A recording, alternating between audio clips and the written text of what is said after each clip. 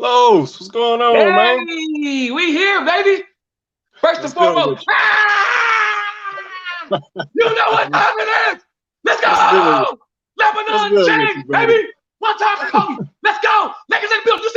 You see what we doing out here? What's good with you, brother? What's good? We professional. No, I'm sorry, we professionals out here. Lake show. What's good? What's good to everybody joining us today? Checking us out on Look in the Mirror, the conversation. I'm one of your hosts, Quay Price, and we have none other than the spectacular, miraculous Lake Show. The list goes on. King Keep it Jaquil going. Martin. Keep King it Jaquil going. Martin. Get 'em. What's up What's with you, man? good? What's up? What's up? First of all, I'm blessed to be one of the hosts of the show. I'm blessed to be able to work with such an amazing young man, Mr. Quay Price, stock trader by night. He owns his own juice restaurant. Shout out to one of our sponsors. You see him over there sipping on it real smooth, light with a little bit of ice. You know what I'm saying? Some people like their juice straight. Some people like it on the rocks. Which type of person are you? But one thing I know you can do is get your juice from Two Sons. So I'm just ecstatic, man. I'm ecstatic about what's going on. I'm ecstatic about my Lakers, Lake Show, baby, Lake. And I'm ecstatic to talk about the film. You know what I mean? So the film is done. The film is in film festivals. We're talking about Black Lives Matter. And we're going to talk about how these two worlds clash. But more importantly, I'm excited to introduce you guys to the cast and the crew that made this dream possible. So it started in 2005, just to let everyone know, when I was wrongfully jumped by the police. It's been a long journey.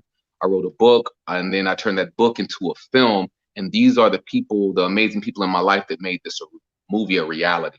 So I'm bringing family and friends on, man. Special guest today, man. The crew from Warm Friendly Grounds, and then we'll do a part 2 for the other actors that can't make it today.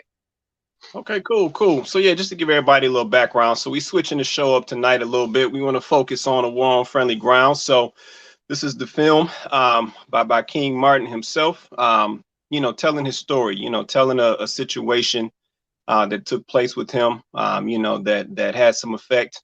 And he wanted to tell his story and put it out there. And like I said, everything is live, it's hot, it's out there now. He's got a 5-star rated book on Amazon, and we got the movie as well. So let's say he's getting it popping. So yeah, we want to change up the show tonight, focus on that, show some support, show some love. So anybody in the audience, definitely share this out. Like what we doing, like the content, share this out. Let's say we're on Facebook and we're also on YouTube as well. And just starting to queue up on Instagram. So definitely share, like, spread the word, bring a friend, come join us, and get this information as we meet the crew and, have a discussion. Let's have some fun. Let's talk about it. Let's conversate. All right. So we're going to start getting some folks in the room with us so we can get down to this business. Hey, I'm excited. All right. So we got our first one. Is that Tony? How you doing, Tony? I'm good. Good to see you guys. All right. Tony. I need to be over here so you can see me better. There you go. Yes, we got you. We see you with the ring light. Got your light set up real nice. So, thank you. Miss Tony was actually a friend of my teacher, Miss Leslie, who brought her on, and she helped me navigate the waters while I was filming. She helped make sure that everything was running properly, everybody was safe, and the structure was on, and she got to be a part of the film. I was the PA. Let's sum it on up. Let's sum it up. Let me wrap. I'm trying to dress it up real nice, Miss. But no, she was amazing. So I appreciated all her help and just look. Every role is integral. I don't care what part it is to making the film. And everybody needs everyone. So thank you for helping. Of course. So let's do this. So we're gonna load everybody in. We're gonna get the whole party in. Bring them out. Let me give everybody roses. Let me get them their roses real quick. All right. So we got Officer Rika. How you doing, Rika? You got Tiffany in the building. How you doing, Tiffany? This is Miss Tiffany. Tiffany was one of the producers. She was the main producer helping us put this together. We have man, look, let me tell y'all something. I got a 20-year-old legend in the building. Mr. Tory X Thompson, director, editor of the film, photographer. I wasn't doing half of what Tory does at 20 years old, bro. I promise you would hear Tory's name in Hollywood. He will be a legend. Next, we have Miss Corinne. I went to school with her. Corinne is actually my publicist, and she has done all the paperwork and the writings that we need for the film to help market the film. I have Mr. Cameron. Mr. Cam play he was also in the film. I have Mr. Tony. This is a good friend of mine from Louisiana who supported the film to help me get it off the ground and just kept inspiring for the film to go. What else we got next? What other family members we got up in here? Man, that's the full load right there, man. That's everybody. Right, so we got the full load. So let's start it off with a couple of questions. Quay, you can ask the cast about their characters, why they wanted to do the film. Audition process is free game, man, in your world, man. So yeah, so let me start. I'm gonna keep it in order. So I know we brought Tony in first. So Tony, I just want to hit you with this quick question. Why did you want to be a part of this movie? I have to confess, I did not know about this movie. I have started life as an actor, went to directing, and was looking at producing. And his teacher, Leslie, said, well, you should be on a good set. Let me send you to King's set and you help out. So I got there and found out what kind of story this is. I'm actually trying to get not a similar story where someone's beat up wrongly, but where someone's actually killed wrongly by police. And yeah, so I'm working to get the funds pulled together to create that. It's a subject I think is really important. Okay, good. I appreciate that response. Go ahead. You want to say something? No, I was just saying there's so many true stories that need to be told. And like I said, I've always suffered from PTSD of why I'm still alive and why I'm still here. But I'm grateful to not only be able to tell my story, but to be able to tell stories for Breonna Taylor or Audrey or Aubrey or anyone else who's ever lost their life in these scenarios to police violence. And then also, more importantly, how do we build a bridge between the public and the police to create the healing that we need so we can create a better future? Yes. Right. Makes sense. No, I'm in total agreement with that, man. Let me jump over to Barika. Barika, are you there? Hey, Officer Coins! I'm here. Can you hear me? Yeah, we can hear you now. So we just want to hit you with a quick question. So what made you want to be a part of the movie? King. Pretty much. I have to say that I originally I read the script and I came in for audition, and the audition process for me is what made me want to be a part of the film. Like, I didn't even care what character I was. I just wanted to be a part of it because King was so exciting and he was such a director and an actor's director that I was just like, I just want to help you because this story, one, is amazing. And his passion and his ability to, like, as a director, get you to a specific place as a character was so amazing that I was just like, I just want to hang with you. Like, can I just learn from you? Can I, like, be a part of this production? So I got cast as Officer Coins, and the rest is history. So it was all because of King. Look, I'm gonna give y'all all a chance to talk about the audition process, and y'all can kind of y'all can tell on me a little bit. Y'all can go ahead and tell on me a little bit. So cool. All right, we're gonna keep it going. So we're gonna jump over to Tiffany. Tiffany, so what made you want to be a part of the movie? Well, I actually met King at the New York Film Academy in the editing department, and I saw one of his movies, and I watched it, and I was like, I got to work with this guy somehow, some way, some shape. And he told me his life story about a war on friendly grounds, and I was like, oh my God, I got to be a part of this movie somehow, some way, some shape. So I said, well, I produced my film. And I was an actor. Tell them the name of your film and how amazing it is and how it's in film festivals and the screenwriting contest. Go ahead and get your brag on. The world need to know. They need to know. Give me a chance. Okay. But it's called Departures. It went to the Burbank International Film Festival. It was a semi-finalist. It's a romantic comedy. And it also went to a script competition. And so I'm really proud of that. So I wanted to work again as a producer because I loved it as much as I do acting. And so when I got this opportunity with King and he was telling me his life story, and I was like, yes, because I'm from Washington, D.C. And so I hear it's all politicals around here. And I watch a lot of like news and stuff. So I'm very in tune with that kind of thing. And so I was like, I got to be a part of this. It's a part of me. I got to be a part of it. So, and I'm glad. Nice. No, great answer, Leslie. Great insight on what's going on. Leslie, I can see we got some very accomplished folks on the panel with us tonight, that were part of the cast. Leslie, that's exciting to see, and bringing all that together, for awesome production. Let me jump down to Cameron. Cameron, can you hear us, man? Yeah. All right, so let me hit you. Yeah, we can hear you well. Let me hit you with that same question, man. So why did you want to be a part of this movie? Yeah, it started with the audition process and meeting King.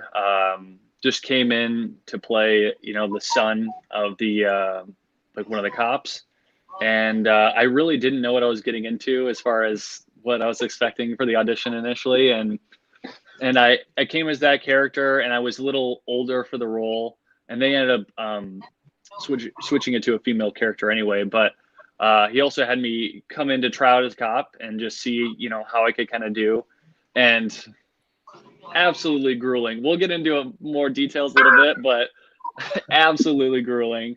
But it was something I had never experienced before, and it was just the intensity and just the passion that King had brought to it just got me interested alone without even really knowing the story. And then as he kind of discussed with me and told me more of the background and what had actually happened to him personally, I was hooked, and I just wanted to be a part of it in any way that I could. It didn't even need to be a role. If I could just, help even with just production side, I was just really interested, and I thought it was just a great thing just a great opportunity to get and work and be a part of. So. All right, cool. No, I appreciate that. Like I said, you brought up a good point. Like I said, you mentioned passion.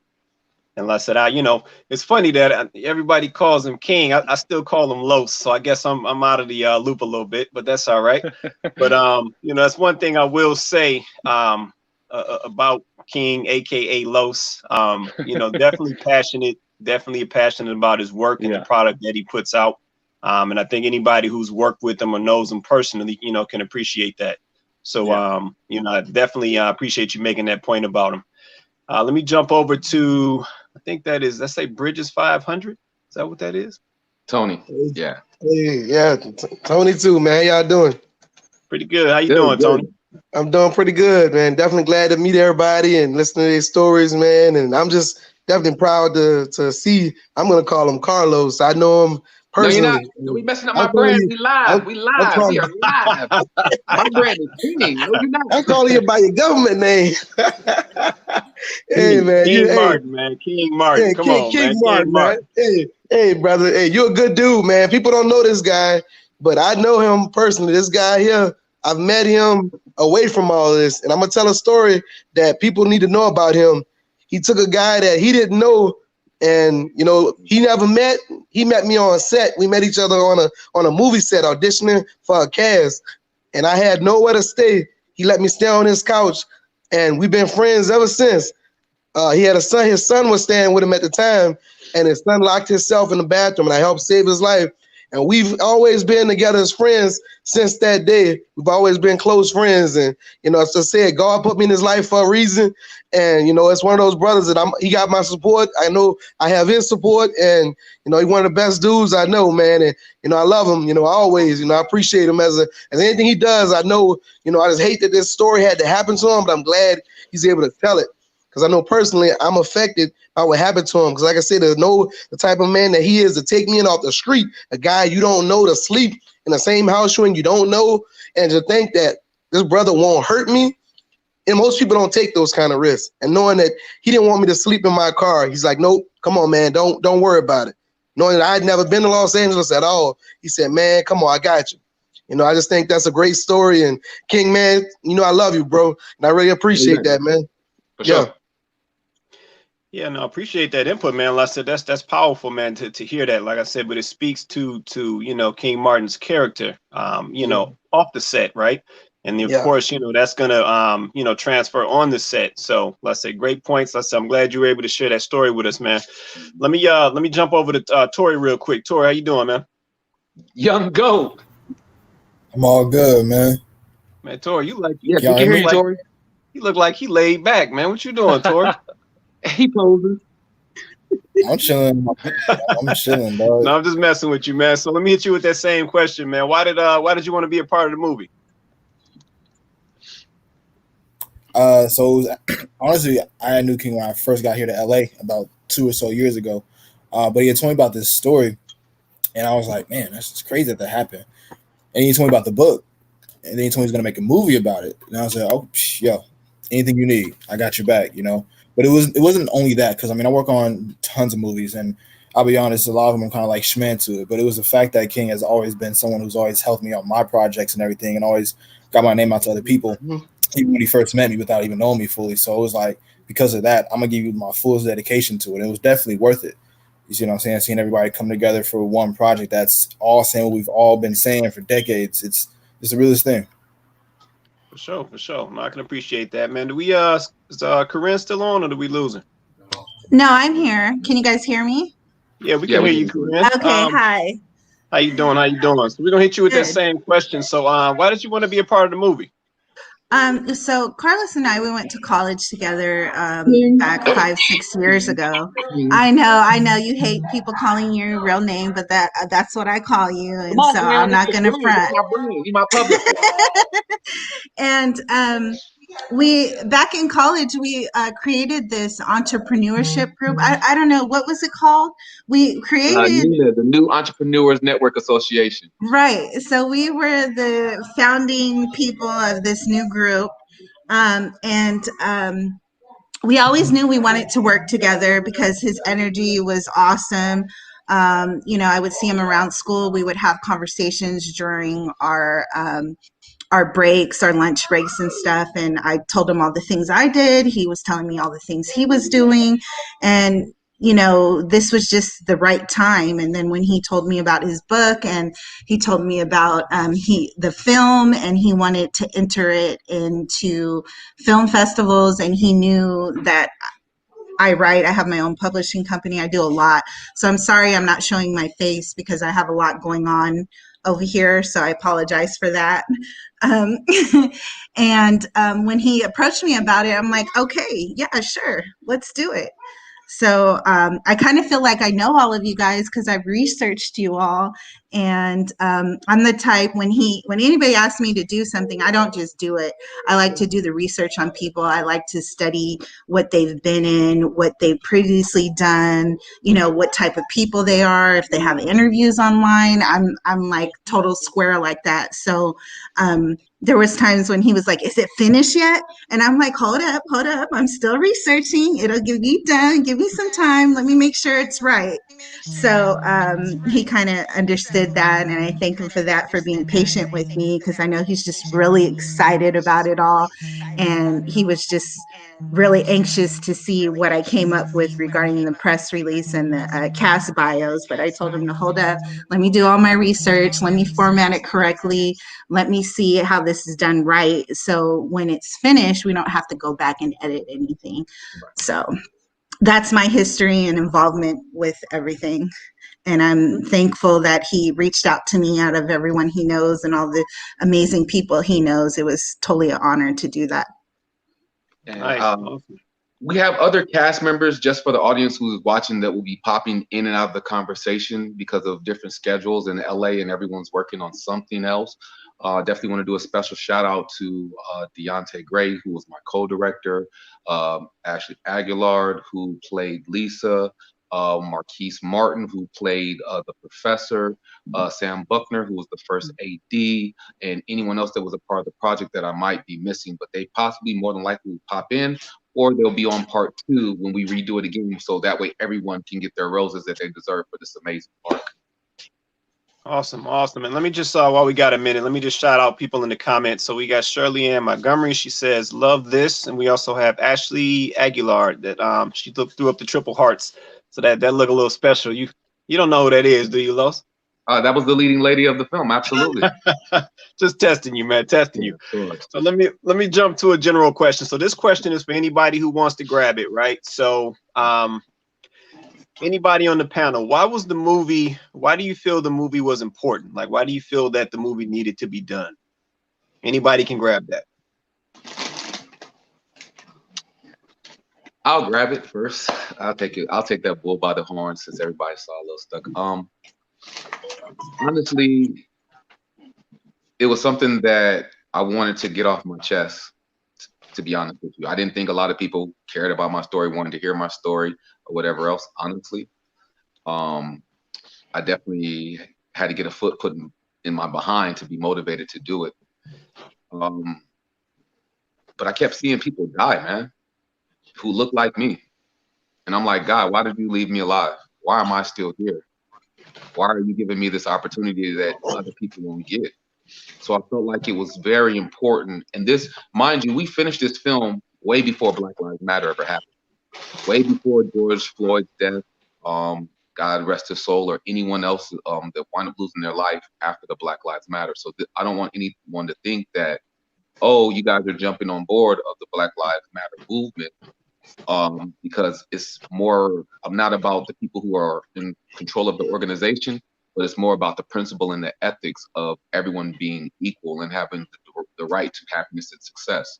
So I wanted to share this journey of my life that I've been through, so that way if people could look at my pain and the things that I've been through, that maybe that they would look in the mirror, you know what I mean, and ask themselves the tough questions in order to create the change for a better future. So it was my way of honoring my past, of all the people from my lineage that have sacrificed for me to even be in a position to read, write, to be a director, and to honor the future, you know what I mean, with young adults saying that, hey, if he can do it, I can do it too. Okay, no, I can appreciate that, man, and that's a powerful message, man. So you were presented a situation, you overcame that situation, and you leveraged it to do something that can affect others, right? So that's the power in that situation. And then two, touching on something else, something else that you mentioned. Sometimes these things happen because those particular people are cut out to handle it. Right. And they're the ones who can take that situation and turn it around for something positive. So like I said, once again, very, very powerful story. I'm glad you moved on it, because like I said, at the end of the day, it's a story that a lot of folks have lived. They just don't have a voice to get it out there. Right. So, I applaud you for taking it, taking the situation and leveraging it to where, you can have a positive effect, on other people's lives, and, to a certain extent, offer them a certain level of voice, right? Because essentially they're not alone. Right. So no, definitely powerful. So let me hit you guys with another Before you question. leave that question, can I just say? Sure, go ahead. So when I arrived at set, I had not seen the script. I had no idea what I was showing up for. I was just showing up to help out. And because I just showed up the day of shooting. Right. And so, but as I watched them shoot and as I understood the story, and then as I talked to King afterwards, and he talked about the forgiveness that he had been able to, the levels of forgiveness that he had been able to achieve towards the cop, towards himself, just towards so many. That's such an important component, I think, to mental health, that to be able to actually see injustice played out in front of me, when I hear so much about it, but I don't get to see it played out in front of me was, for me, very impactful. And so I felt like it's a short, certainly, that should be seen. But what I would love to see is for the story of this fellow to be expanded on, so that we have more of a journey for him in a full length or in a series. But as a standalone event, which is what the short is, I think it's just important to get out to, because people in certain communities are super familiar with the injustices. But so many others only hear about it. Mm-hmm. And although there's a certain amount of understanding and maybe glimmers of empathy and things, really, I mean, how? When you haven't lived it, Right. How? Valid point. Let me grab a comment real fast. We just got a comment from Ashley. She says the movie needed to be done because people often consider anti-brutality movements to basically to be unpatriotic. So the duality of this happening to someone in military uniform presents a moral flaw in how many perceive the fight against oppression.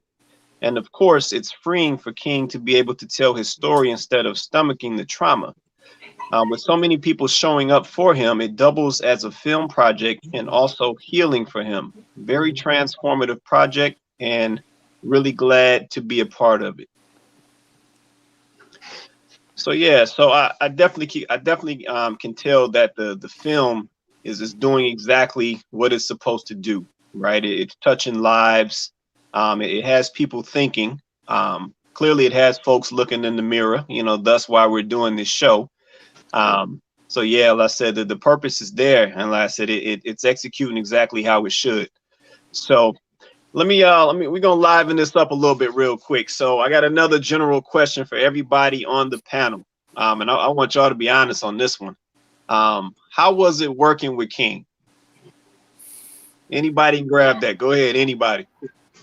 You know what? I'll grab it because I definitely was like Cameron said.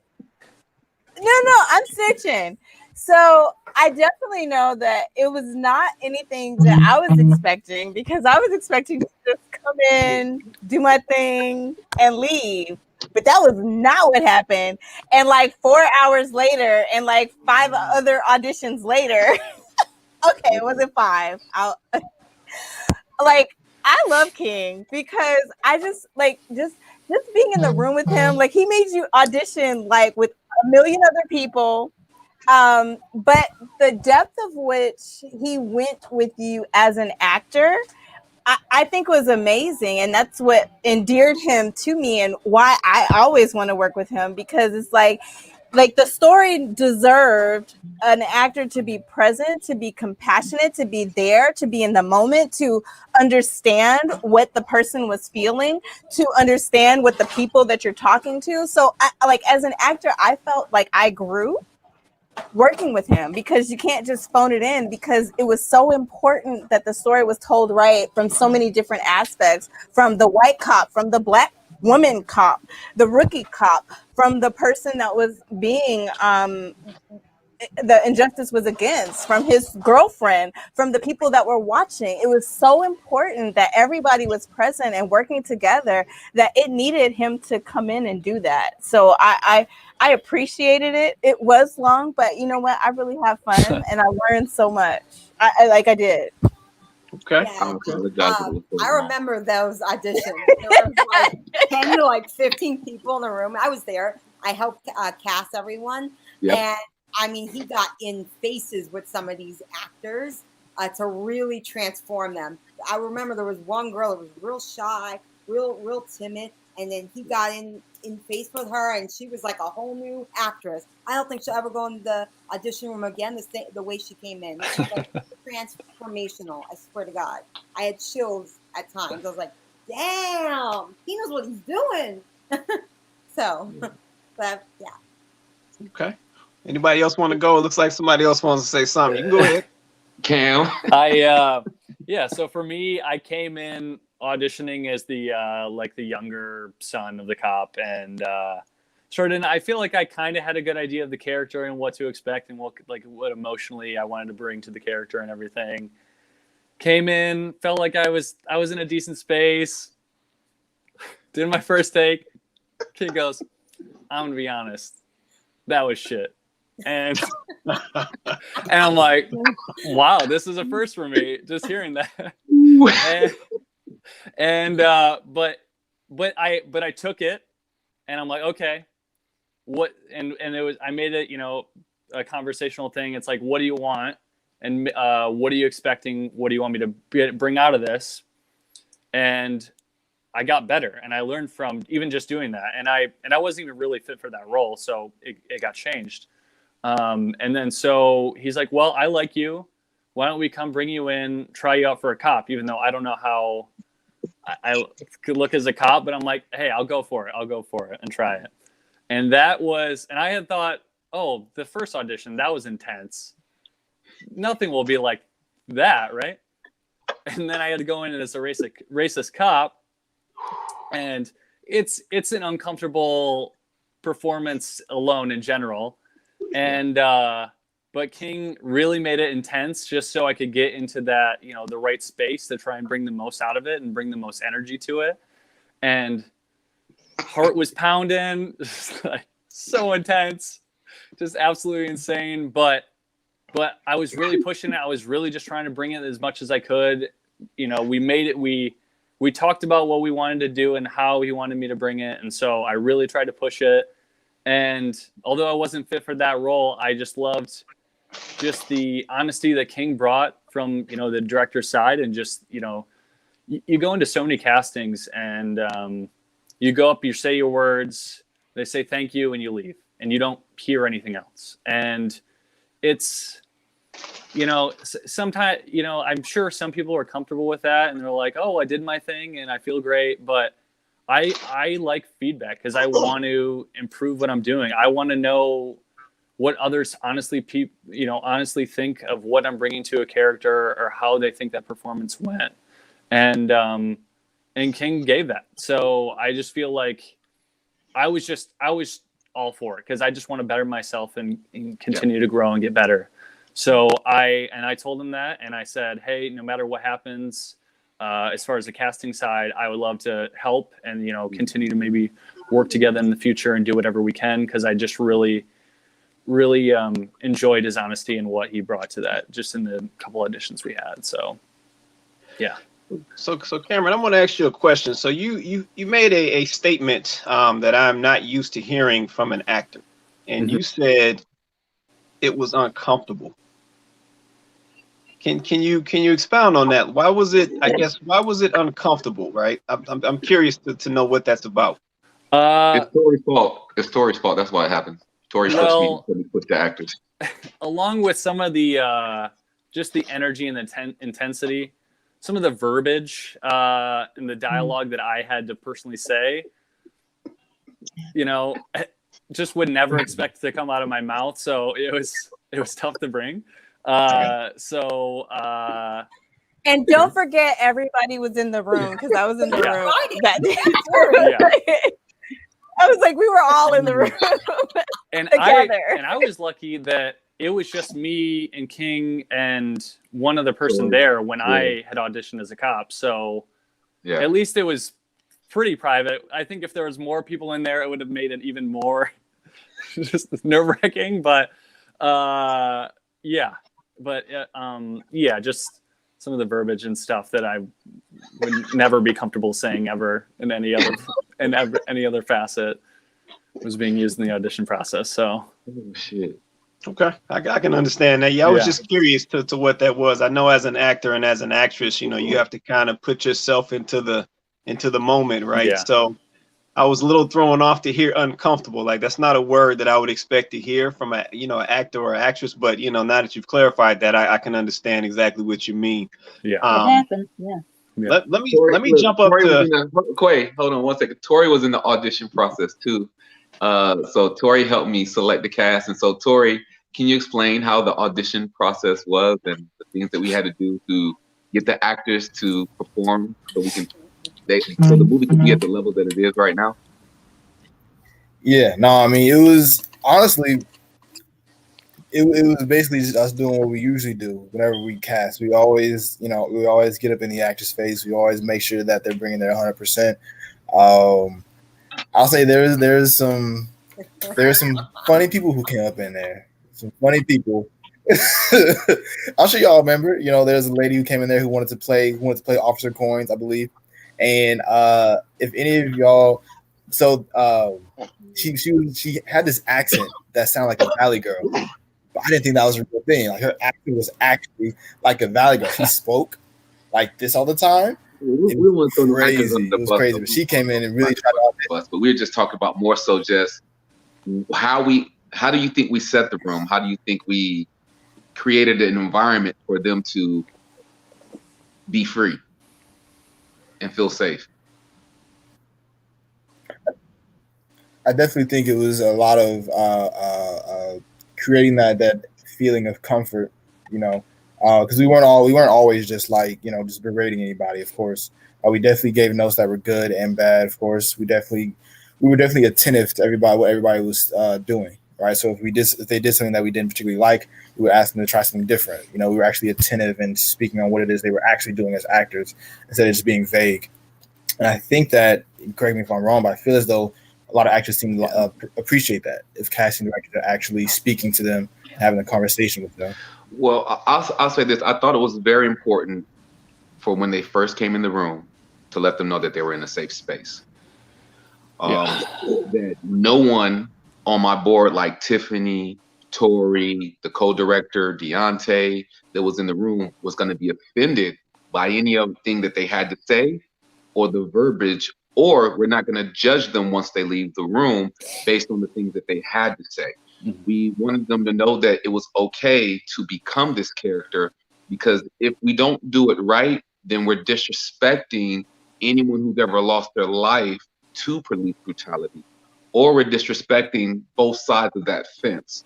And so we need to be able to play this honestly, truthfully, because they say acting is a reflection of life, right? And life is a reflection of acting. So there's no way that I could have an officer in there just generally saying racist things or saying things that are uncomfortable and not saying it truthfully, because it's one, it's disrespectful to the audience, two, it's disrespectful to the character in the script, and three, most importantly, is disrespectful to anyone who actually has to live out these situations that we see on the Facebooks, the Instagram, the YouTubes, or anyone who's ever lost their life. So I had to do some uncomfortable things.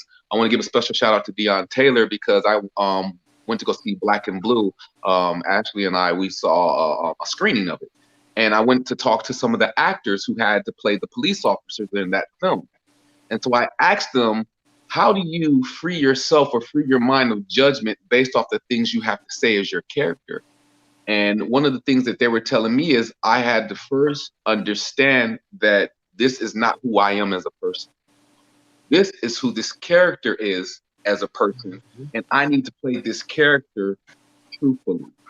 You know what I mean? So I had to separate myself and how I feel, or what my moral compass is, to embody who this person is. Mm-hmm. And so I took that information and I came back and I explained it to Tori and I explained it to Tiffany, what we were looking for.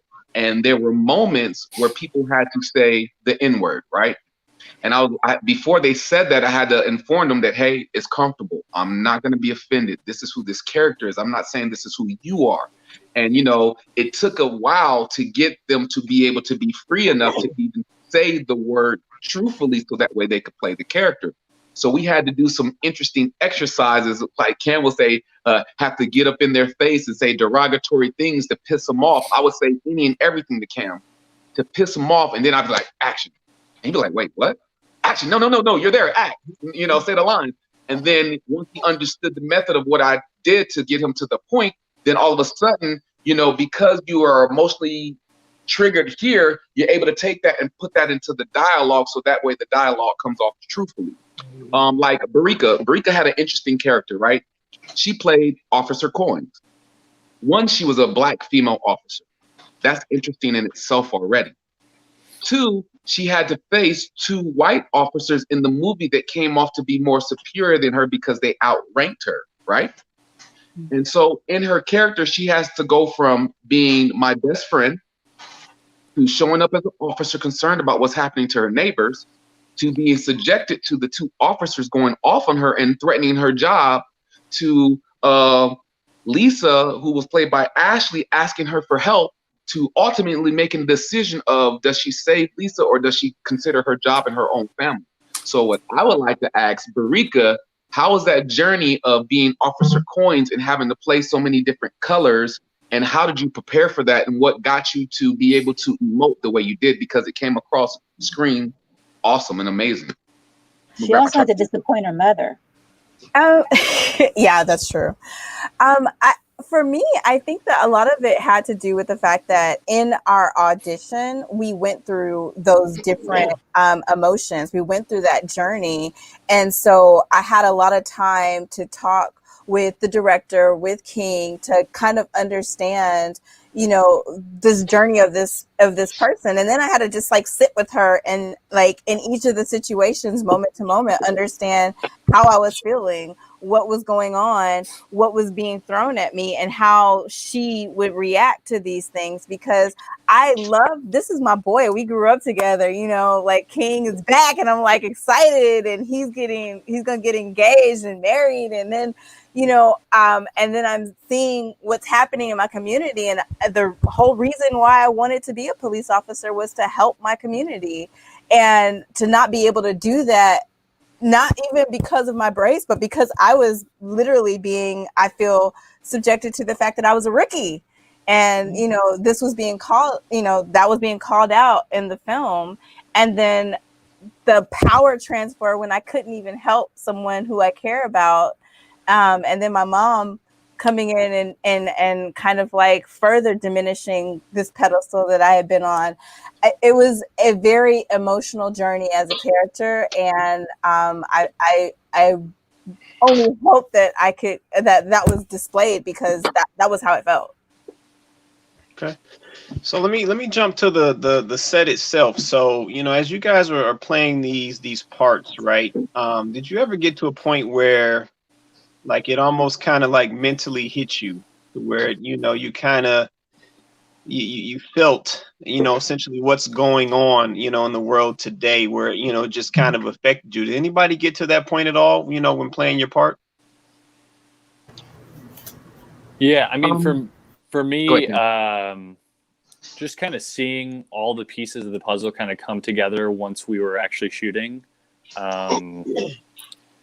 and just seeing how, you know, that moment in time was actually showing itself, and just all, like everyone coming together and all the emotions of the cops and King and just innocent bystanders and just everyone who was a part of it. It was just kind of all came together, and it just, you know, it just became even more real in your mind, because you're seeing everything literally happen right in front of you, and everyone brought it. And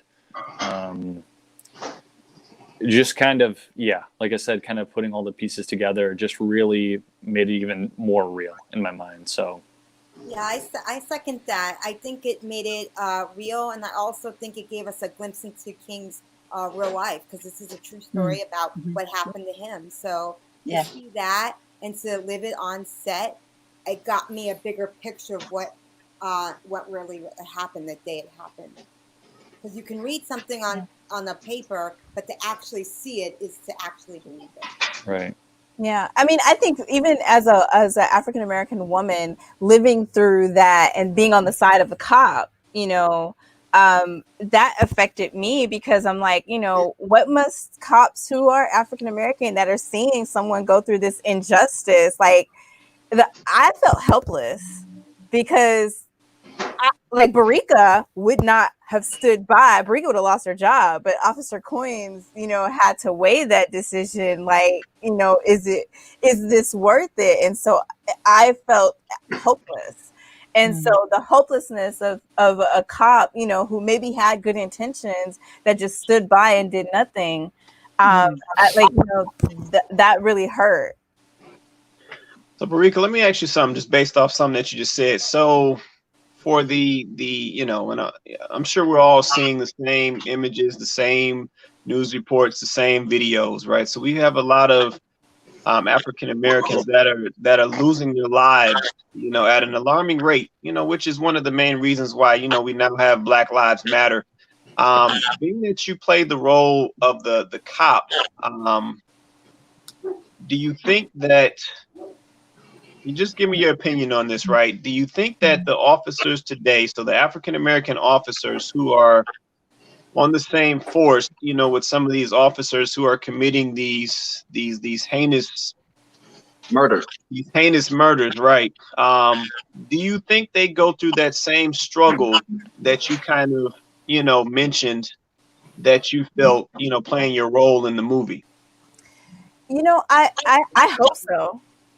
I would hope that they would have the empathy to see if someone is wrongly, like like you don't have all the information. If someone is being harassed, can you hear me? Is it feedback, just a little feedback? We okay? Okay. I'm saying I would hope that they would actually have that reaction where, you know, maybe I need to check it out. Maybe we should not, you know, put our foot against his neck. Maybe we shouldn't shoot first. Maybe we should investigate. I would hope they would have that response. But, you know, I do also know that through military training that those things can be trained out. And it's also a response that just happens because this is the threat and I have to neutralize the threat. So, you know, I can't give you a definitive answer, but I would hope so. Okay. I can understand that. I think that was a dope answer, honestly.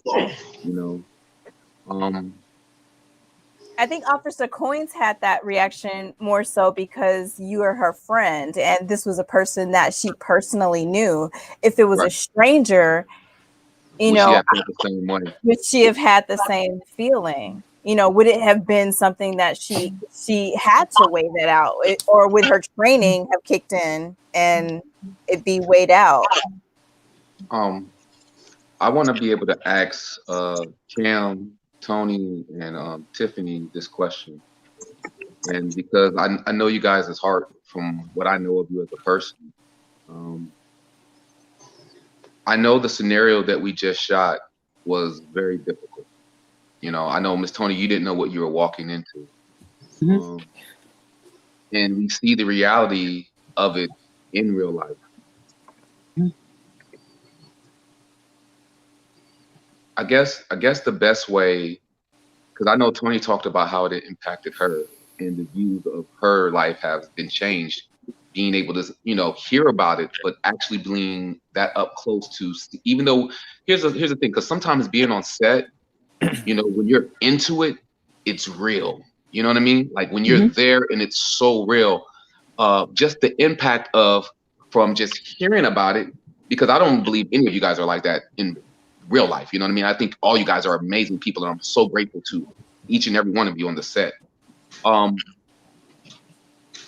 How does it feel from going from hearing from it, and I think Tony explained that already, to seeing it on the film, to the translation of real life, you know?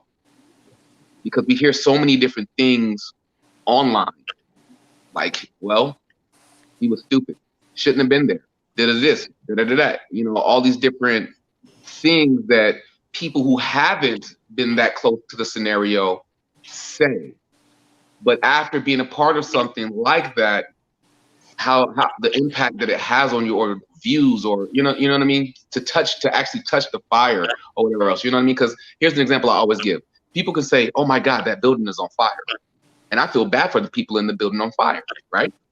But the people inside the building have a totally different experience. So one point in life, we see these things online and we hear about it. That's seeing the building on fire. But now that you guys actually shot the film, now that you guys actually saw, you know, the gun to the head and the beat down and everything up close, what differences do you guys see or feel in that? I guess, you know what I'm saying, in that, you know, process. Because I know, Tiffany, you were with me all the way through the whole thing, and you saw me getting up in people's faces, nigger this, cracker that, and da-da-da-da, all these different racial terms that have divided this country for all the right reasons. You know what I mean? And when I mean for dividing the country for all the right reasons, what I'm saying when I say that, because I don't want no one to misinterpret my words, we said that in the film for the right reasons, to emotionally trigger the actors to be able to live up to the part that they needed to play. Not saying that's who they were in real life. How did that impact you guys? Sorry, I mean, yeah, for me, you know, I grew up in a pretty small town in like mid-Michigan, mostly white community. So you see this on TV. This isn't something where I know people personally where this is happening within, you know, my own community, and just being young and ignorant too, you grow up not really knowing and understanding these, you know, just things that are generally happening in the world, in the country, in our country. So you kind of hear of it, you see it a little bit on TV, people talk about it, and you know, as I as I continue to get older, you just kind of start to notice it more and notice it and see it and start to understand little bits. But it's it's still, the understanding's still not completely there, just because you can't, coming from, my personal life, like I can't relate. Like I've never been put in those kind of situations, even like remotely close. So I just couldn't even fathom even really understanding the things that were really happening entirely. Mm-hmm. And so as you continue to see it more and kind of hear more and read more upon it and just kind of educate yourself and try to understand and then hear from other people, you start to understand it a little bit more. And then getting to the point now where I meet King and I know him on a personal level, and I can hear more about the intimate details of the things that happened to him personally. And then, us building a relationship together, and this is a person that I care about. And, you're just obviously more empathetic to those that you know and love and understand more. It just becomes more and more real. And then, stepping up another level where we were on set and everything is literally happening in front of us, and me being a person who is a bystander in that scenario and literally watching it all unfold. Exactly.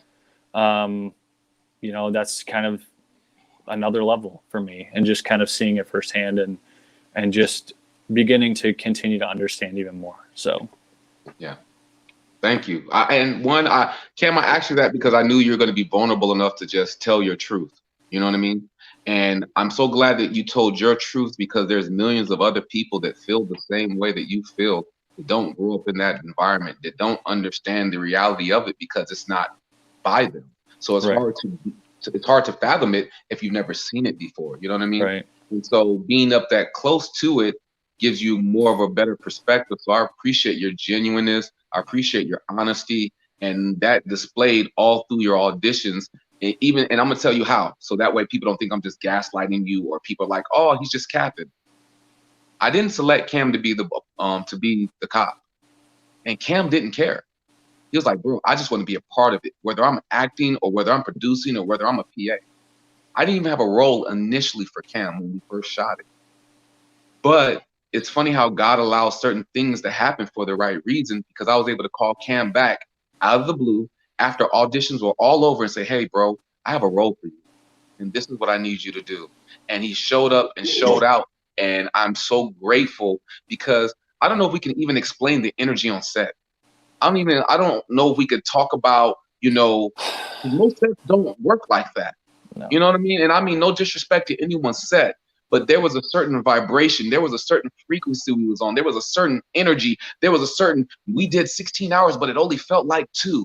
Back to back. No one wanted to leave. We're all praying, yelling, screaming together. Now we're on the back lot of Universal Studios. These people film all the time. Right. And then out of the blue, we had people in the background just watching us. Hey, what's going on? And wanting to be a part of it. And it was just like they were drawn to the energy or the frequencies that we were doing, because I felt like everybody was just doing it out of love, and everybody was just doing it for all the right reasons. And everybody was just on one accord. Hey, let's move the lights. Hey, let's get to the next shot. I mean, we shot so many shots in 3 days. You know what I'm saying? Not only that, we did pre-visits before we even shot, and everybody showed up for the pre-vis in the right mind and the right set and knew the lines and was just so excited. So that's why I didn't want to cap, and I just wanted to say I'm so grateful that you came back, bro, that you honored your word and you were a part of the set. And right now in this moment, for all the viewers to watch, your answer was so beautiful, bro. It was awesome, bro, because other people feel that way. You know what I mean? You. And I appreciate that. Thank you for that honesty. Appreciate you. Yeah, I think, the story is kind of taboo to a lot of people. They don't want to talk about police brutality, what's happening in today's world. They want to just be in their own world. So I want a little louder, Tiffany, just a little louder.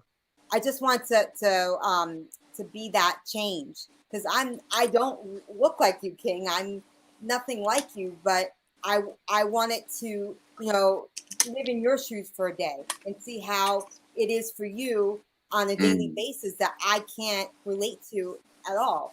So seeing that and being on set and everybody being so passionate about wanting to make this, you know, as truthful as possible, because it is based off a true story. So we wanted to make sure that everybody, like the cops and the mother and even you, King, were portraying the characters like they should. And we all came up, we had a level, and we went up 10 times more to that level because we were so passionate and wanted to be there. So it was important work. I feel like that's how I felt that. Like, it was important work. And even though as an actor, you know, you want to do this, and a producer, like, this is what you love and you're passionate, this is important work and it's going to change people's lives. And that's how I feel like as a cast and a crew, we took that to heart. Like, this is going to change lives. This is what we're trying to do. And by changing lives, it meant being truthful to the character and to the moment and whatever it was you're doing. I'm glad you said that.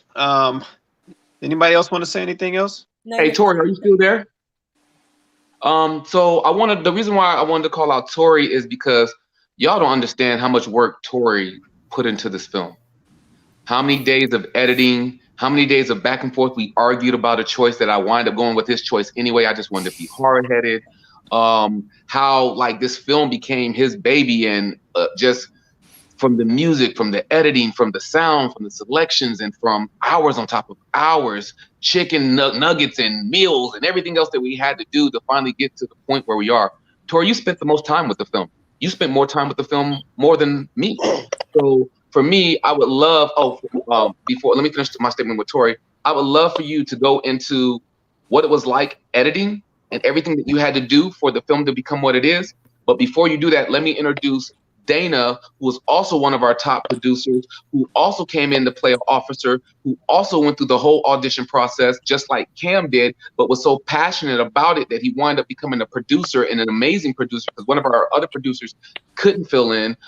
Tiffany had a situation that she needed to take care of, and Dana and Tiffany just worked in harmony together to bring this film together for it to be everything that it needed to be. So definitely kudos to Tiffany and Dana, and on working together and the harmony that you guys did to get the police cars, to get the uniforms, to get the burqa and everything that they needed on set. So I want to give you a shout out. I want to give you love. Dana worked at Baron Brown. That's where we met. With myself and Ashley, we all went to the same school, and he's just an amazing spirit, bro. And I just want to thank you for that. So Dana, after Tori tells us about the editing process, I would love for you to tell your process and how you became involved in the film as well, if that's okay. Absolutely, would love to. Absolutely. Okay, go ahead, Tori. Yeah, no, the editing process was very, very long. It's not, by far, I'll say probably the longest film I've ever, not the longest film I've ever edited, but the longest I've ever taken to finish a film. But it was solely because we were going through every nook, every cranny, every sound, every clip to make sure that we got the best of the best, you know. I'll be honest, I had moments where I had an emotional reaction after seeing it because, of course, through a lot of films I edit, I do it so many times that I kind of become desensitized to it. So hearing the same line over and over again doesn't feel the same. But with this one, solely because it's a real thing, every time I would see the character get slammed on the ground or get beaten or get the gun pulled out, I did kind of have a feeling. I had an emotional reaction at times. You know, there'd be moments where I had to stop the editing and like step outside a few minutes, just because seeing it over and over again does kind of make you feel something. You see what I'm saying? But I think that overall, the main point that we wanted to get across was the actual horror of the situation, and the actual like the actual feeling that he felt in that moment. You see what I'm saying? Like everything from, I think my favorite point, and I say favorite point, I say this sparingly, but I think the most horrific point in that was when, is it okay if I like give any details? You're fine. Was when one of the other, I think it was Officer Fields, comes in and slams King's fiance at the time on the floor. I think what was so striking about that was the fact that it really sounds like he is slamming her down to the ground with all of his force, you know. And in the background, all we hear is King back there just screaming his lungs out, you know. It's little things like that I think really makes the film very special, but also makes it very. If it's okay if I tell this nugget about you, Tori. Tori is from Texas, and Tori was actually at one of the parties where the cop slammed a little girl in the bathing suit, Tori was actually at that party. Tori left before that incident happened. So Tori is, not only did he help me create a film about it, but he was actually close to that in real life. You know what I mean? When the cop slammed that little girl in her bathing suit in Texas. So, you know, it could be any one of us any single day. You know what I mean? And then how do we heal from that? You know what I mean? How do we make it better? And that's the whole point of the film. And that's just the reality that we face.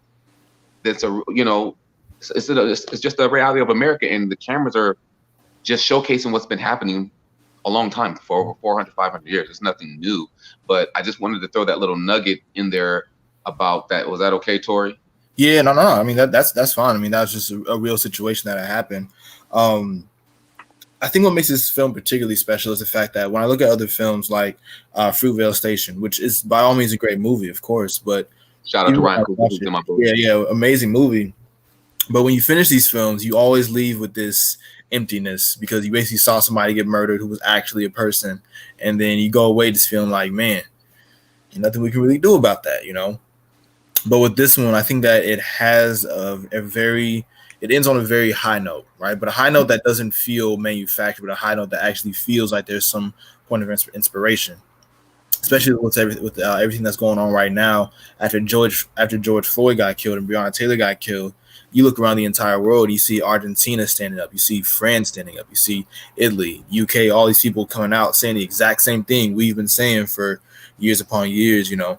So I think that the way this film ended and the fact that we showcased all these different countries doing the same thing that we've been doing, I think that definitely speaks to the scale of the movement, actually.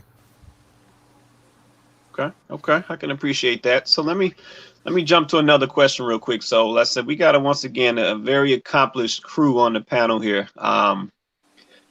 Just give me some gems, drop some gems real quick. So what kind of advice would you give to anybody or any aspiring actors or actresses? You know, drop some keys, drop some gems real quick. I said anybody can go. Dana, take that after you introduce yourself and you're part of the film, because I definitely want people to know who you are, what you've done, and what you're doing.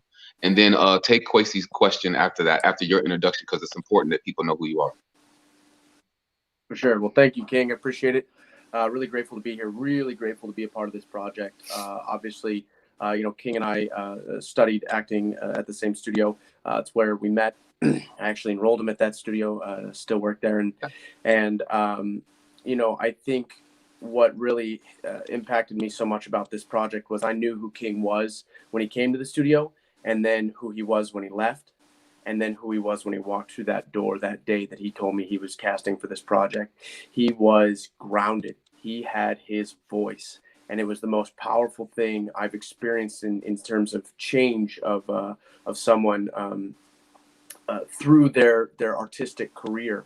And I saw that change in King and knew that this was something that I wanted to be a part of. And it didn't matter to me how I was a part of it at the time. And so when I took the opportunity to audition for King, it was one of my favorite auditions that I've ever been able to do, because King was so involved, because everyone who was a part of that audition process cared so deeply about the project, and I could see that, and they were so emotionally but professionally involved, and I really loved being able to be a part of that process. And when the time came where it seemed like we had some choices we needed to make about which direction King needed to go with casting and so on, I told him, I said, I want to be a part of this project. It doesn't matter, but what I really want to do is I want to produce, and I would love to be able to produce this for you. And so really grateful that King was able to bring me on and produce, and it was definitely been one of my favorite experiences that I've ever had in terms of professional creative work, because it was so collaborative, so cohesive on set. I don't think I've ever experienced such a smooth, harmonious, joy-filled environment, especially in such a tragic and difficult topic. I mean, we had a very, let's say it how it is, a very racially diverse cast and crew, and we were covering a very difficult topic. And I think everyone a part of that part of this project understood the importance of it and the love that we wanted to convey. And we brought that with us to every minute of work that we experienced on set, in the pre and post production process. And it's been very eye-opening and humbling and exciting to be a part of this project. Now, Barika, Tiffany, and Cam, they already spoke on it. But Dana, I'm so glad that you got on. Can you talk about the miracles that just happened that we were not expecting, that we had no clue on? You know what I mean? Because I think when you came back and you kept giving us all these different miracles that were happening, it continued to elevate us to a whole nother frequency. Like everyone was high. No disrespect. I don't want nobody to take that the wrong way, but it was like a high. You know what I'm saying? And you would be the perfect person to explain the miracle, because one of them specifically happened to you, and you came back and you relayed that to us, and we were just like, what? Mm-hmm. Yeah, well, first of all, so that you understand where I'm coming from, I am a very religious person, and I am very close with God, right? And I think that everyone on this project was, whether or not they are religious, we all felt the love, and I think that permeated the set, and that made us available for these miracles, as King says. The one that King is referring to, in terms of, you know, what I was so blessed to experience is, you know, we were asked to make sure we had food for the day, and we had organized it. Everything was set, and we got to the location, and we get there and we patiently wait in line. I was waiting with one of the extras who I knew, who had offered to come with me to help me get all of this food. We had food for 35 people. And we get there, and the manager, you know, comes out after I announced that we're here to pick up our order. And I can see that he's terrified, because I can tell right away they don't have our order ready. And, you know, there's the temptation to be afraid, because we have to stick to you know, the guidelines set by SAG to make sure that we're offering lunch at the right time, and you know, all of this. But I think because we were coming from such a place of love, we were able to share that with this environment that we were in. And with that, you know, they whipped up the food really quick and got everything to us. And when the time came, you know, I looked at them and I said, "Do you need anything from me?" And they were like, "Not a thing." And I realized as we got into the car, I hadn't paid for the meal, that they had offered to give us that for free. And so this meal, which was, you know, expensive, to be honest, was something that was gifted to us. And I think it's directly correlated to that love that we were experiencing on set, and therefore offset when we went into our you know, into the real world, if you will.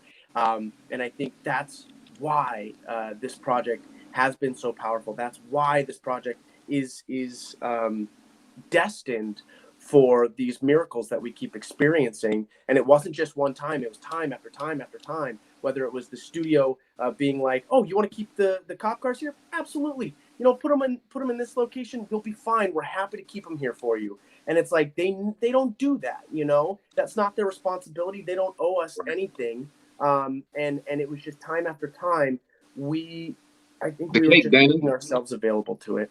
Even the cake. Remember the cake? Oh yeah, the cake, right? What was that one? I think we even got that for some. We got that for free. Yeah. Because we had sent them the image to be put on the cake, and they didn't have it, and we're like, and they were like, "We're so sorry. Here, just take the cake." And I was like, "Really?" And they're like, "Yeah, absolutely." So, like I said, it's just time and time again. We just made ourselves available to these miracles because our motivations were pure.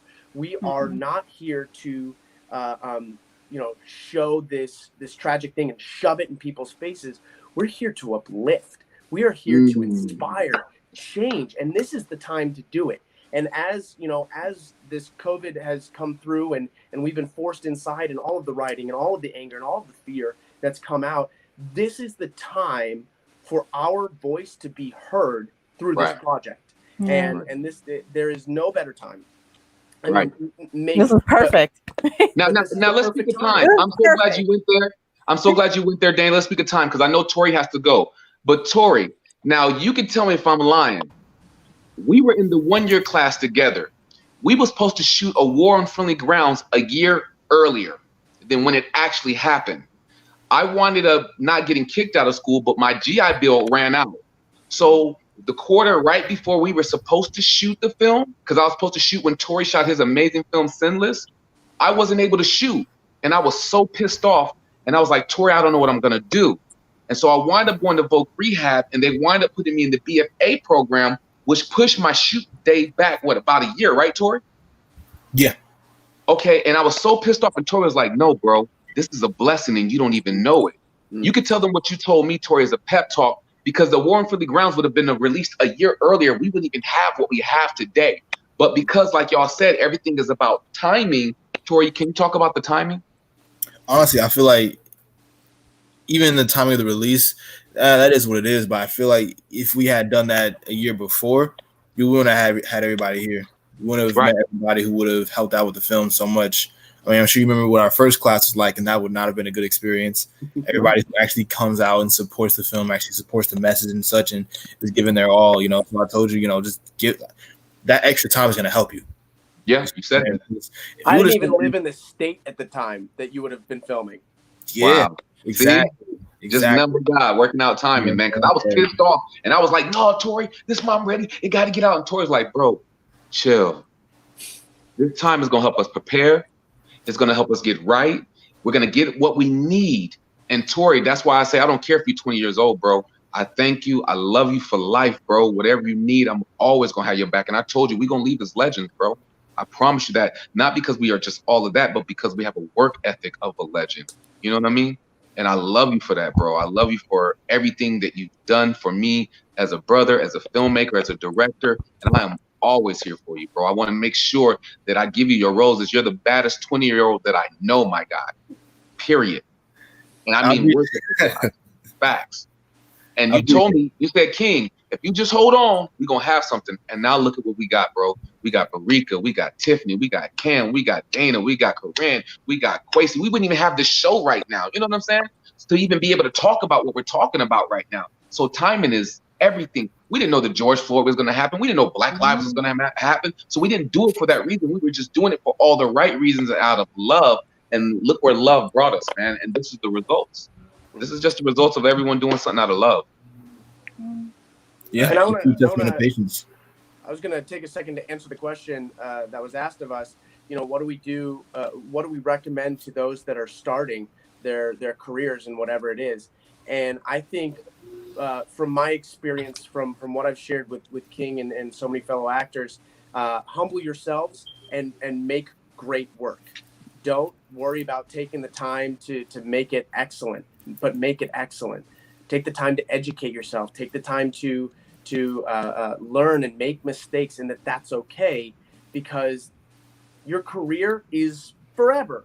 It's not just this year, you know. It's the long game, and the more you know, the more you can learn, the more you can humble yourself to put yourself in these great positions. I mean, King has gone through so much training. I mean, look at where he came from. You know, finishing his time in the armed forces. And taking class after class here in LA, and now look at where he is. He's had great amounts of success. And Tori, have a good night, man. And that's what it takes. It takes that discipline, that dedication to learn and grow and make these connections. So take your time. That would be my word of advice. Can I add to that? And I think that this is something that I explicitly saw in auditions with King, and I think that it's also something that I've kept with me is, dude, take no prisoners in that audition. Yo, you gotta come with it all out. Like, don't hold back. Go for it like it's your last audition. It may be the first of the day. It don't matter, but it could be your last audition. Go all out. No holds barred. Don't hold back. Go. That's what I learned. And I could see it in the auditions when he would bring other people in, because it'd be like 10 of us in there. Like you could see when you don't and when you do how awesome it is. Yeah, night and day. Hands down. Yeah. Go for it. And it don't matter. If it's not good, don't worry about it. But if it's all of you, do it. You better talk your stuff. I learned it from you.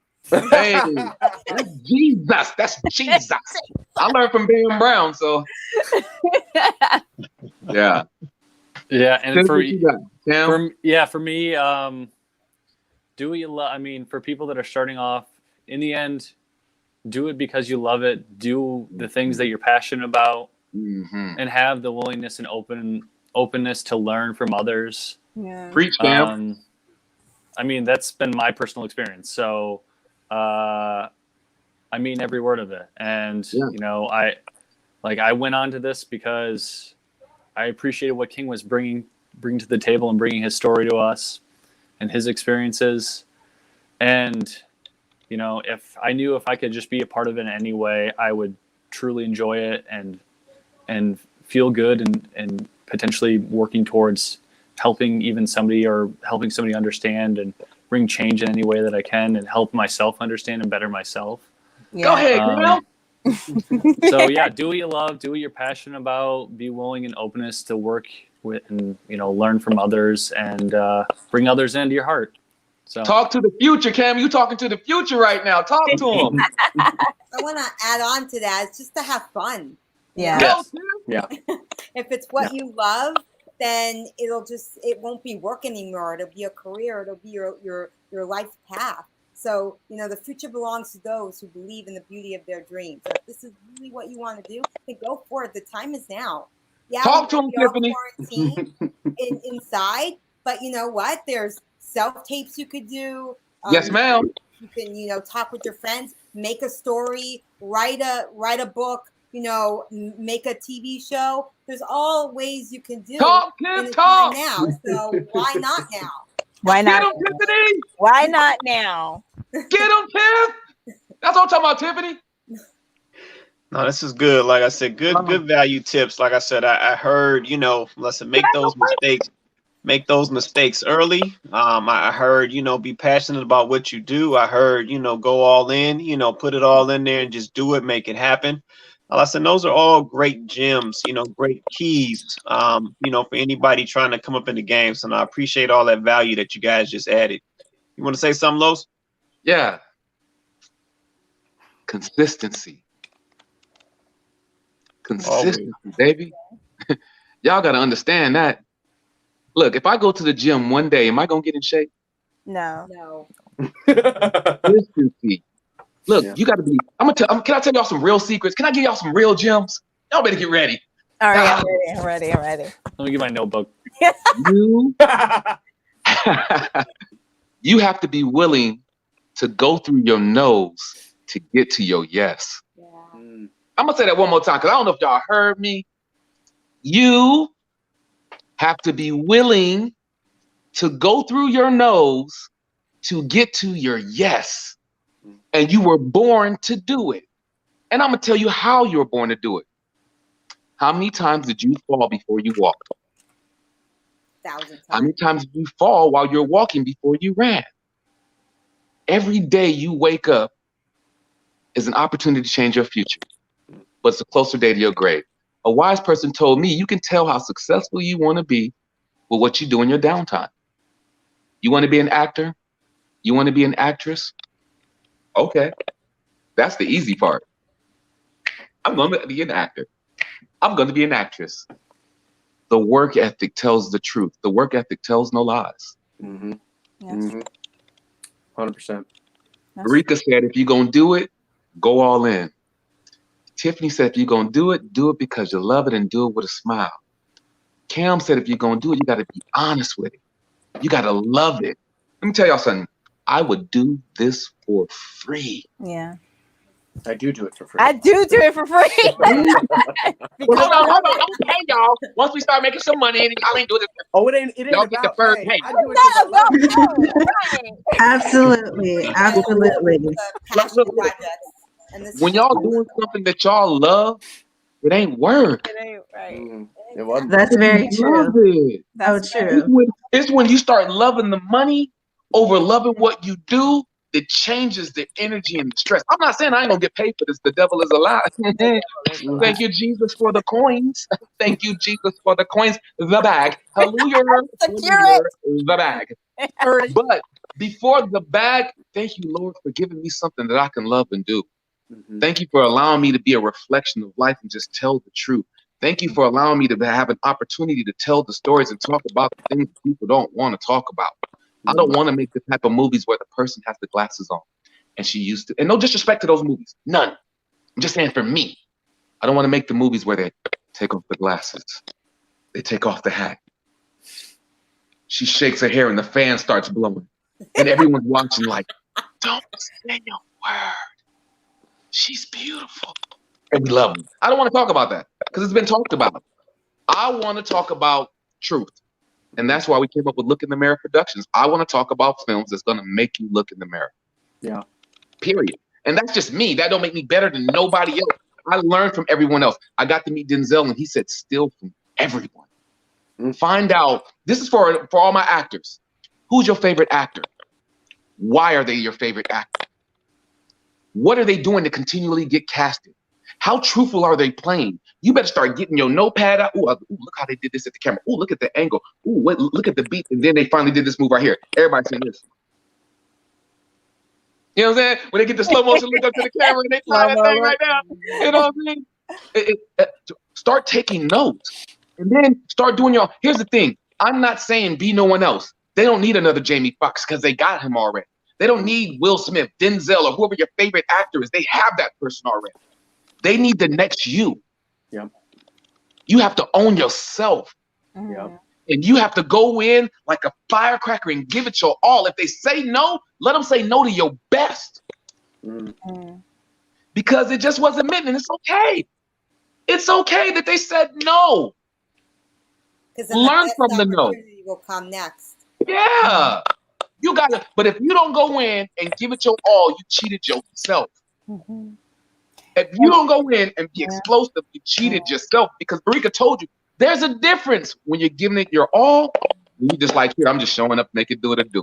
Now trust me. Now wait. There's another vibe though. When you walk in a room with confidence and you know who you are, oh man, trust me, we see it. See, as an actor, I didn't know these type of things, right? And I walked in the room doing all the things that I told Barika and Tiffany and the Cam and Dana and Kwesi about. You know what I'm saying? I walked in the same way. But when I got a chance to direct, I was like, oh, no. Ooh, look at me. I see myself in all the people that came in the room that were green, that are learning, that didn't go all out, that didn't do this. And then I was like, yo, I hate, like Cam said, I hate going to an audition and not getting notes. So I said, I will never be that type of director because I want to give the note. I want a person to know where they can be stronger, where they can do this, that. So that way, because you never know, by giving one slight adjustment, oh my God, look at Barika. Oh my God, she is slaying it. Because when you get a script, you only go in with what you know. Right. And then you have to be able to be coachable. You have to be able to be coachable. And what coachable means is not kissing ass, but be willing to take a note. Because you might envision it this way, but it's not about your vision. It's the vision of the director. You know what I mean? And I think that's one beautiful thing that we had on set. Everybody had the same vision. Yeah. Everybody was willing to get on board. Nobody was like, I want it to be no. Everybody, look, because it's not about you. It's not about you. Let me tell y'all one more last thing. It ain't my last thing, I'm lying. But I'm going to tell y'all this thing. Nobody cares about all the work we put in for this film. Facts. You know what they care about? The film. Product. And whatever happened on the film. So it's not about you. You got to put your ego to the side, because once the film is released, I can't go back and try to explain this part. Well, this is what I meant for this to be. This is what I wanted to say. It's no longer my film. A War on Friendly Grounds is no longer our film, you guys. It's the world's film. It's the world's baby, and we'll see that it'll grow and it'll get its bumps and bruises, and it'll get talked about, and it'll get liked, and it'll get all these different things. And I'm gonna want to explain it, but yet I have to allow it to grow up and be whatever it's gonna be, and it will stand the test of times. Because my whole goal was, yeah, I can go get a gun and go get revenge. Yeah, I can go act a fool. Yeah, I can go fight. Yeah, I can go pout, or I can make something beautiful that will last the test of times. And I think that's what we all did. I think we made something beautiful that will last the test of times. Right. Go ahead. I'm sorry, y'all went on my little rant. I'm sorry. Yeah, man, you just taking over the show, man. What is this, man? Hey, I'm sorry. I'm around family, man. I'm around family. And as you can see, Quay, when you're around amazing people, amazing things happen. Amazing things happen. I have to I like this on set too. Bye, I Monica. Bye. actually have to go too. I have family All right. here. Hey, wait. Yeah. Real quick. Any last words? What do you? Matter of fact, tell people where they can find you and what you're doing next, because your success, your career is important. So where can they find you on Instagram, and what are you doing next? Well, I'm on Instagram, and you can find me at The Real Barika, and I am currently doing a podcast called No Custody. Support that, find that. Yeah, so if you go to my Instagram, you'll find more information at The Real Barika. All right. Can you spell Barika? Because everybody can't spell all the time. Everybody ain't a spelling bee champion. The Real Barika Barika. That's for all y'all who couldn't spell, because I couldn't spell it either. So. Oh, shut up. Bye, King. Thank you. Bye. Thank you so much, you guys. Bye. Go ahead, Cam. Yeah. So I'm just a complete idiot on social media. I just try and have fun with it. So my Instagram is it's just nonsense. So, but it's just for fun. And if you want to check it out, it's Ripstick Hamilton, RIPSTIK Hamilton. It's a play on Rip Hamilton, my favorite basketball player for the Detroit Pistons back in the day. That's awesome. Hey, and shout out to Cam, because Cam just got married, so we want to give Cam his little Thanks, guys. Thank you. Smiling like a little kid on Christmas. I'm locked down. It's official. It's too late, ladies. It's too late. No. Cam is, bro, shout out to you and your beautiful wife.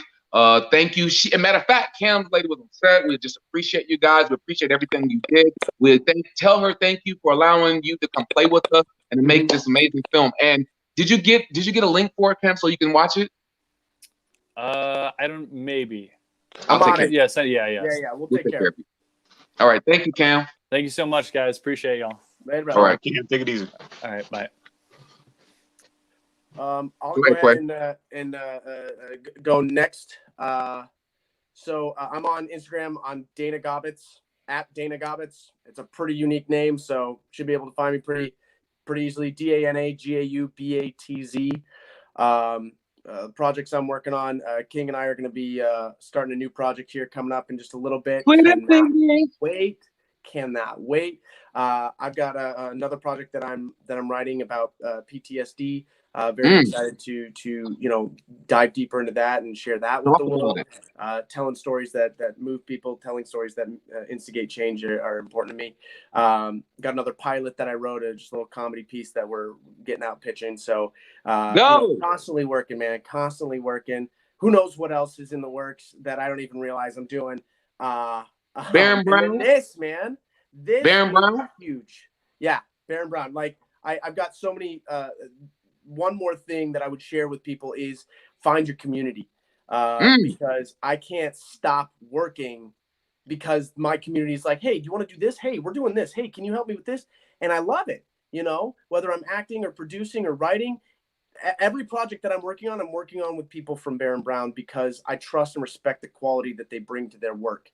And what King brought to his work and continues to bring to his work. I cannot wait to continue working with him and Look in the Mirror Productions. A very exciting opportunity. Thank you, Dan. Awesome. Thank you, guys. Awesome. Appreciate it. Where can we find you, Tiff? Well, you can find me on Instagram, Facebook, Twitter. The Instagram is at tfresco23. Not very. Say that one more time. It's at tfresco23. Fresco's FRESCO. quick little fact, it means fresh in Spanish. Say it one more time for him, Tiff. Give it to him one more time, a little slower though, so they can write it down. It's at T Fresco, FRESCO, the number 23. Not very creative, but I was young when I did it. So, but yeah, no, I'm auditioning a lot. I actually have 2 auditions tomorrow, and I have thank you. Let's go. I have a meeting with a management company at the end of the month. So Wow. I'm doing things, trying. Not trying, you're doing. You said it right the first time. I am doing, yes. Yeah. And shout out, I hope you continue to put that amazing film that you wrote in more film festivals. People deserve to see it. It's funny as hell. It was shot amazingly. Your actors were so talented. I can't wait for you to work with us in the future again on Looking America Productions, on Twitter Fingers. We got some more things coming out for the world, so I'm super excited with what we're doing. Yeah, me too. Thank you so much for this opportunity. I really appreciate it. And it was great meeting you as well. Well, no, I appreciate it, Lessa. We're glad you're able to make it on the show. And Lessa, you definitely brought value. So Lessa, thank you once again. Thank you. Yeah. Bye. All right, Bye. take it easy there, Tiffany. So, Quay, let's get down to the nitty gritty right now, man. Since it's just me and you. It's good. Let's. So the reason why we titled it "A War on Friendly Ground" versus Black Lives Matter was because what's going on in the world is a reality, and it hasn't slowed down not one bit. We still, we still live, right? Yeah, of course. Oh, okay, all right, go ahead. And it hasn't slowed down one bit. And what we're praying for is for this film to be able to touch people's lives and create a change, because it has to happen. And hopefully it can happen peacefully. Because for me, Quay, I see America coming unhinged, man. I see it being ripped from the scene.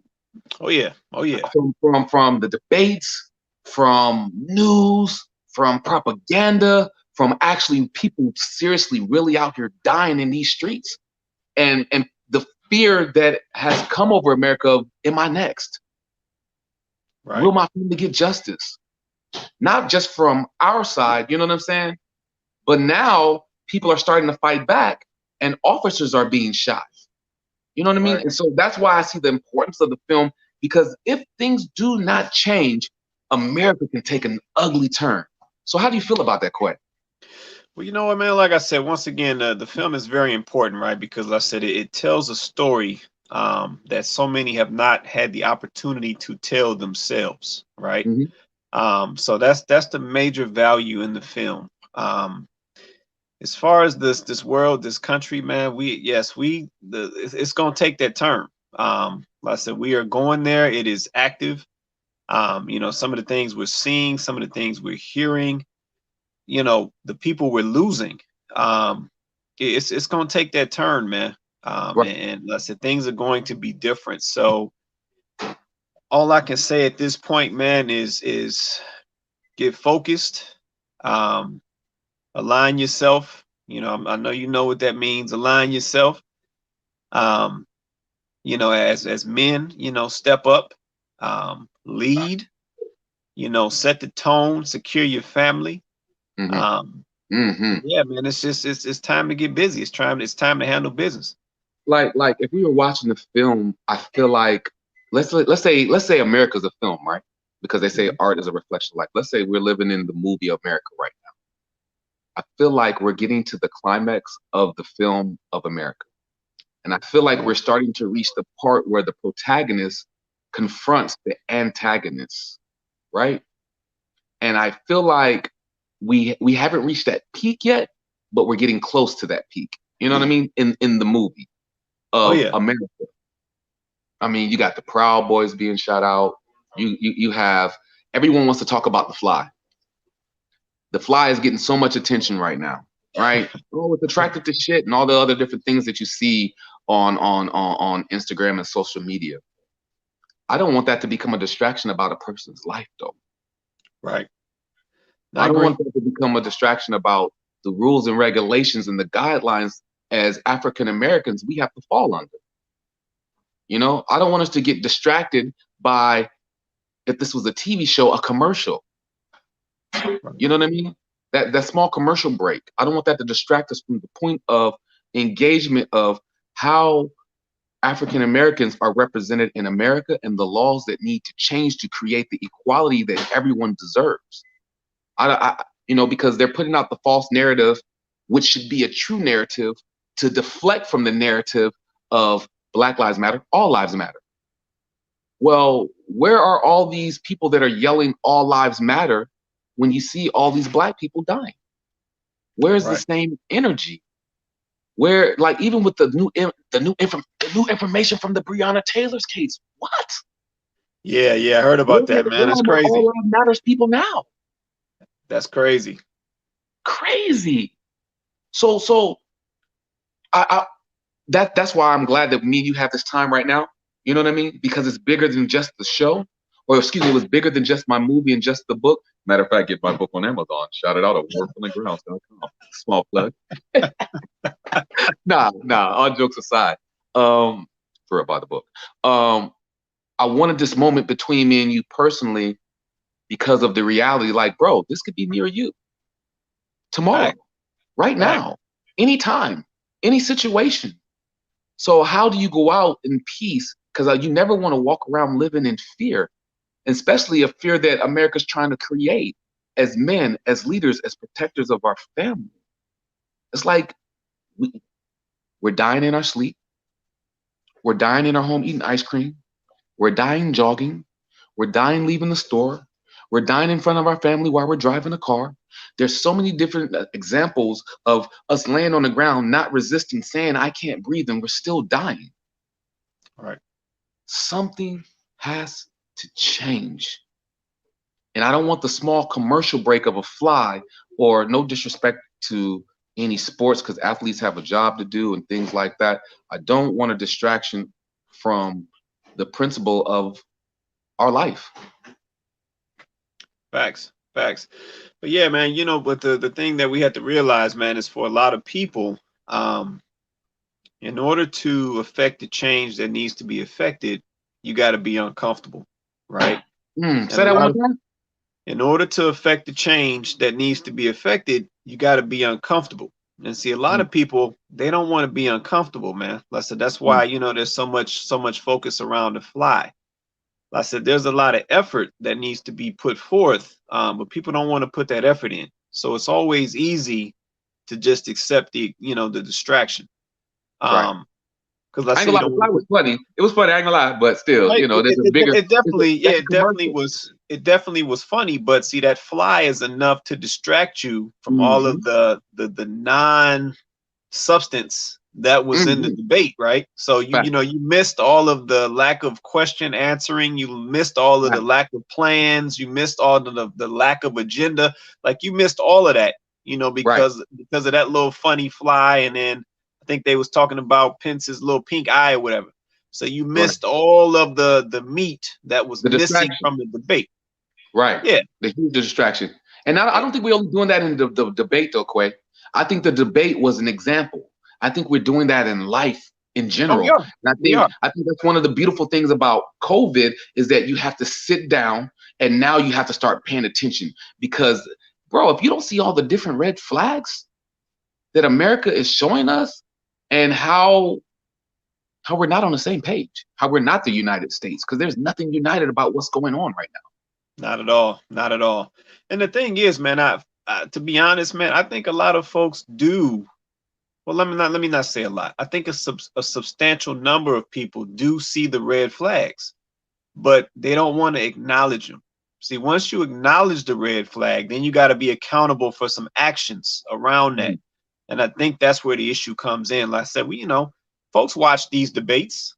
They know it's garbage. They know that the candidates aren't answering no questions. There's no real substance. But once you acknowledge that, then it puts the mirror, once again, it puts the mirror up in your face and it points right back at you. And it's like, what are you doing to help change that situation? And like I said, that's the piece that people don't, once again, you're going to be uncomfortable once you go down that road, and people don't want to go down that road. Can I double down on that and say not all of white America, but certain parts of white America do the same thing, man. They do the same thing. And what I mean by that is, well, this is my bubble. And my bubble distracts from the reality of what's universal. Right. And I don't want to acknowledge what's universal or what's going on in America because I'm only worried about my bubble. Yep. That's facts, man. Like I said, a lot of folks live in those bubbles. And let's say they don't want to be uncomfortable. Let's say once you come out of that bubble of yours, let's say that's when it gets uncomfortable. And let's say folks don't want to do that. So like I said, all I can say at this point is, like I said, as a man, you know, and I'm speaking to the men, you got to continue to walk in confidence. You got to continue to lead. You know, you got to secure your family, and then two, you know, at the same time, mentor another man. You know what I'm saying? Bring some value to another man. Build your brother up. You know, build your friend up. And then two, build your woman up. Exactly. I was about to say, and then two, build your woman up, support the women around you. Yeah. Like I said, it doesn't stop just because somebody is not directly tied to you. A woman is a woman. Support the women, build the women up. Like I said, we got to knock some of these walls down, and we got to take care of each other. Like I said, it's time out for the selfish stuff. Selfish is not going to get us where we need to get. So we got to make that change before it's too late. And like I said, if we're going to make it, now is the time. And look here. I want y'all to understand this. Me and Kwesi ain't sitting up in here trying to act like we perfect. We ain't trying to sit up here like we got it all together. We're not even sitting here trying to act like we don't have no flaws when it comes to our viewpoints in America, or just our viewpoints as a person, or our viewpoints when it comes to taking care of women and everything else, because nobody's perfect. That's the point of the conversation. The point of the conversation is for us all to grow, to learn, to get new information, to become better. So please don't think that we're ever up here on a high horse or on thinking that we're just all of that because we're the moderators of the show or the host of the show. Not at all. We are here because we want to talk. We want to conversate. And the reason why we want to talk and conversate is because we have lessons that we need to learn from other people. And that's why we invite everyone to the panel. We invite you to use your voice and your show on this show because we want to grow. We grow together. The community grows together. The more people on the show, the better the information. The more educated we are, the better decisions that we can make. Facts, facts. And so that's why I wanted to bring up this topic. Like, I was having an argument on Xbox, right, Quay? Okay. And this would be one of the shows that I would love for us to have. And is the Constitution meant for Black people? And the argument was, yes, that's why they have amendments. And my argument was, no, it's not. It was never originally meant for you. And that's why in the Constitution, they say minority, majority. They never just say Black. Right. They use general words that can be used for anyone. And it's not very specific, right? So my analogy was this, and I'm not saying I'm wrong, not saying I'm right. This is just how I feel, okay? Quay, if I come in your house and I say I want equal rights in your house, and I want to do what you do, you're going to look at me like I'm crazy because it's your house. Now, I have to follow the rules of your house. Why? Because it's your house. Now, if you make amendments by allowing me to use your bathroom, you make amendments by allowing me to sit on your couch or get some food or to watch television, I feel like those are amendments. But at the end of the day, because it's your home, you're the one who gets to dictate whether those amendments will stand or will not stand, because you can change your mind at any point. And I feel like the Constitution is that way because it was never originally written for us. Because if it was originally written for us, why do we have amendments? And I feel like in the Constitution, you know, the people that are in power that originally written the rules or whatever else that considered as 3/5 of a man say, hey, okay, we'll enforce this one now. And now we won't. And we choose when we want to enforce it, and we choose when we don't.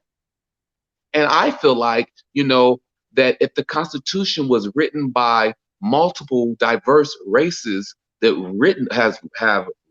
wrote the Constitution, it would be more inclusion. Because we both do business, Kwesi. We know the person who writes the contract is the person that's in power. And if Right. I'm writing the Constitution as a contract or abiding laws that we have to abide by, then I'm the one that's in power. And if that's how people can feel like they are the superior race. And which brings me back to the whole point of Black Lives Matter versus a war on friendly grounds, because at the end of the day, the two go hand in hand. It's a reflection of what's happening, not the people who organize the group, but the point that Black Lives Matter. Because people are trying to change the narrative. America has a way of changing narratives. They're changing titles to distract or to say, look at the fly, and not concentrate on another person just lost their life. Right. Another person just lost their life, literally. How do we not get distracted and stay focused? And I think protesting is important, but I think we also have to continue to evolve, because we've been protesting for 400 years. I'm not saying that it hasn't had any impact.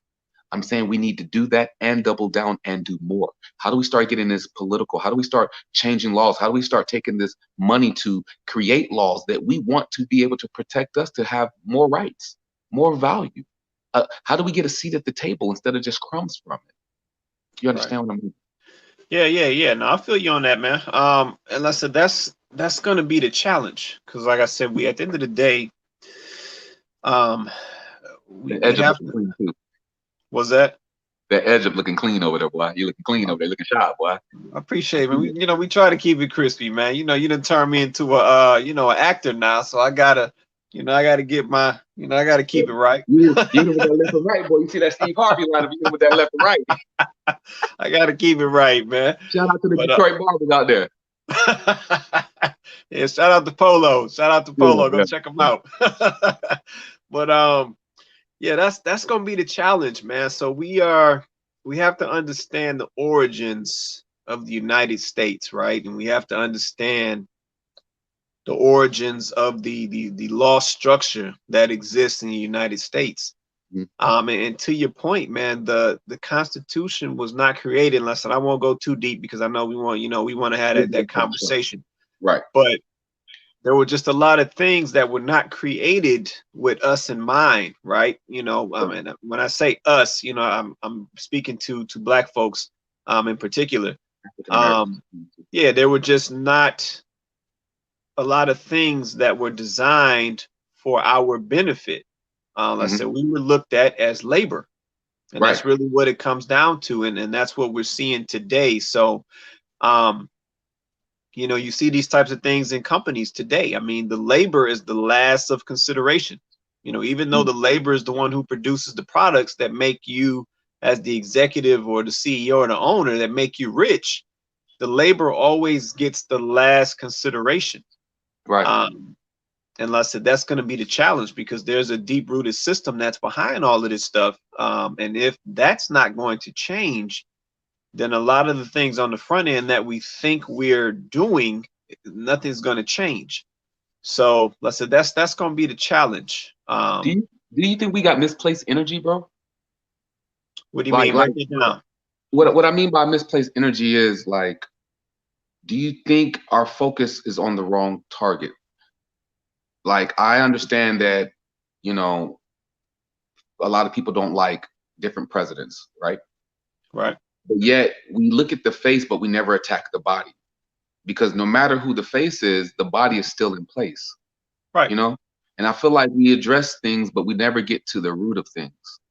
We never look at, so I think sometimes we're so, and I love my people, emotional, that in acting, right, you have to have emotions, right? But nobody comes to see you cry. People want to see you catch the emotional ball back and forth and be under control, right? Sometimes I feel like we're so emotional that our eyes are closed while we're crying because of our emotions, and we're not seeing what's right in front of us. And we're not catching the emotional ball to make rational decisions or better decisions that could help us evolve, and then what they do, because I'm wondering, why is it like rinse, wash, and repeat? They continue to play the game of narrative change. Colin Kaepernick, take a knee. Oh, he's disrespecting soldiers. Black lives matter. All lives matter. Blue lives matter. You know what I'm saying? It's the same thing that keeps happening to us as a people. Why? How are we not catching that? How are we not paying attention to that? And if that's the game that is being played, how do we present our case differently or a lot stronger so that way we don't get distracted by the formula? Well, the first thing is, you know, a lot of us lack knowledge, right? Mm. So I'm sure you've heard the scripture, you know, my people perish basically for lack of knowledge. Lack of knowledge, yeah. And that is very true. A lot of folks don't even know where to look. You know what I'm saying? They don't even know what's going on. They don't know how to look at the right thing, right? So you may be presented something, but you have to look past what you see, right? You know, listen, I'll just use the debate as an example, right? So you know, we see Kamala, we see Pence, but you got to look past that. So it's not about the fly, you know, and I've been looking at the memes all day on my timeline. It's not about the fly. It's not about Kamala talking about, you know, I've been seeing the meme about, you know, I'm talking, you know, all the facial expressions, all that nonsense. You got to look past that. That's where the actual information is that you need. It's not. Hey, I want to say one thing about that, Quay. I'm sorry, I didn't mean to cut you off. I'm gonna let you go. I truly apologize. What bothers me about the Kamala and her facial expression is how they try to disrespect Black women in that. Right. It's so much disrespect, and it's such a paintbrush that they're using against Black women. Well, you know when a Black woman ain't listening, or when a Black woman, you know when she got something to say, you know you ain't gonna win an argument with a Black woman. It's so much disrespect being flooded that I think people are so worried about the fly that they don't even see the disrespect towards the Black woman in that. And that bothers me.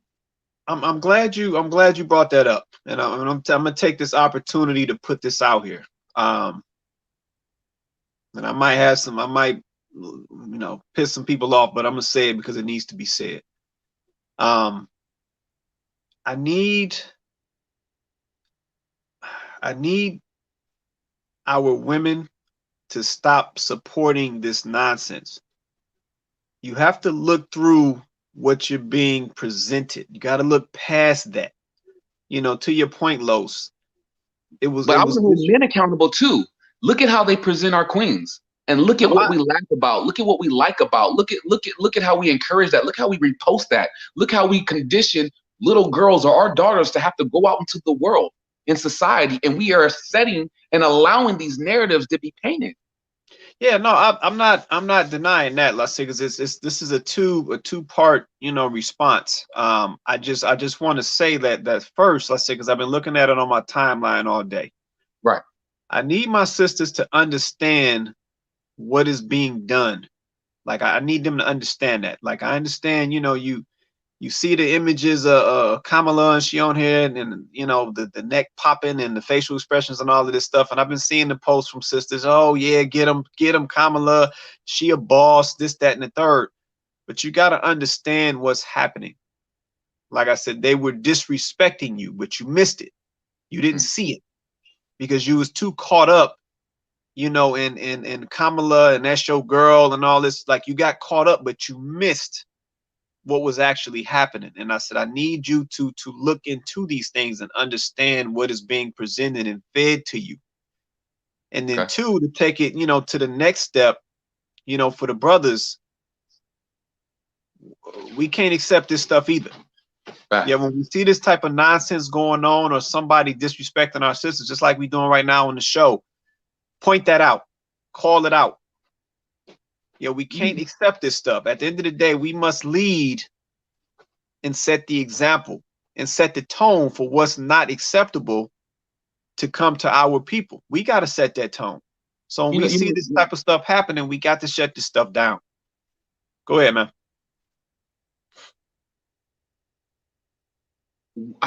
You're so right, Quay. We're missing it. And it just hit me while you were talking. If I'm the system, this is a beautiful way to continuously keep the frog in the boiling pot. And what I mean by that is, y'all, we don't even see how they're drowning us.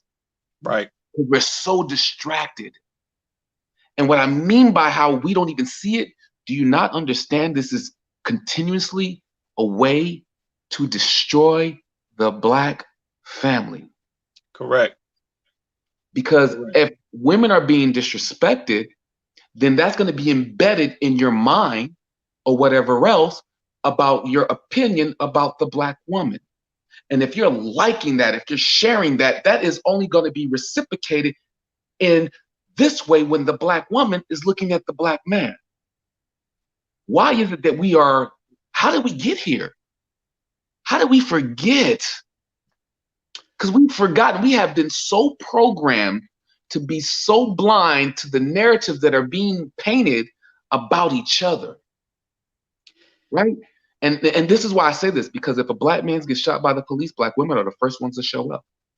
Right. But if a Black woman gets disrespected on TV, we're the first ones showing the post.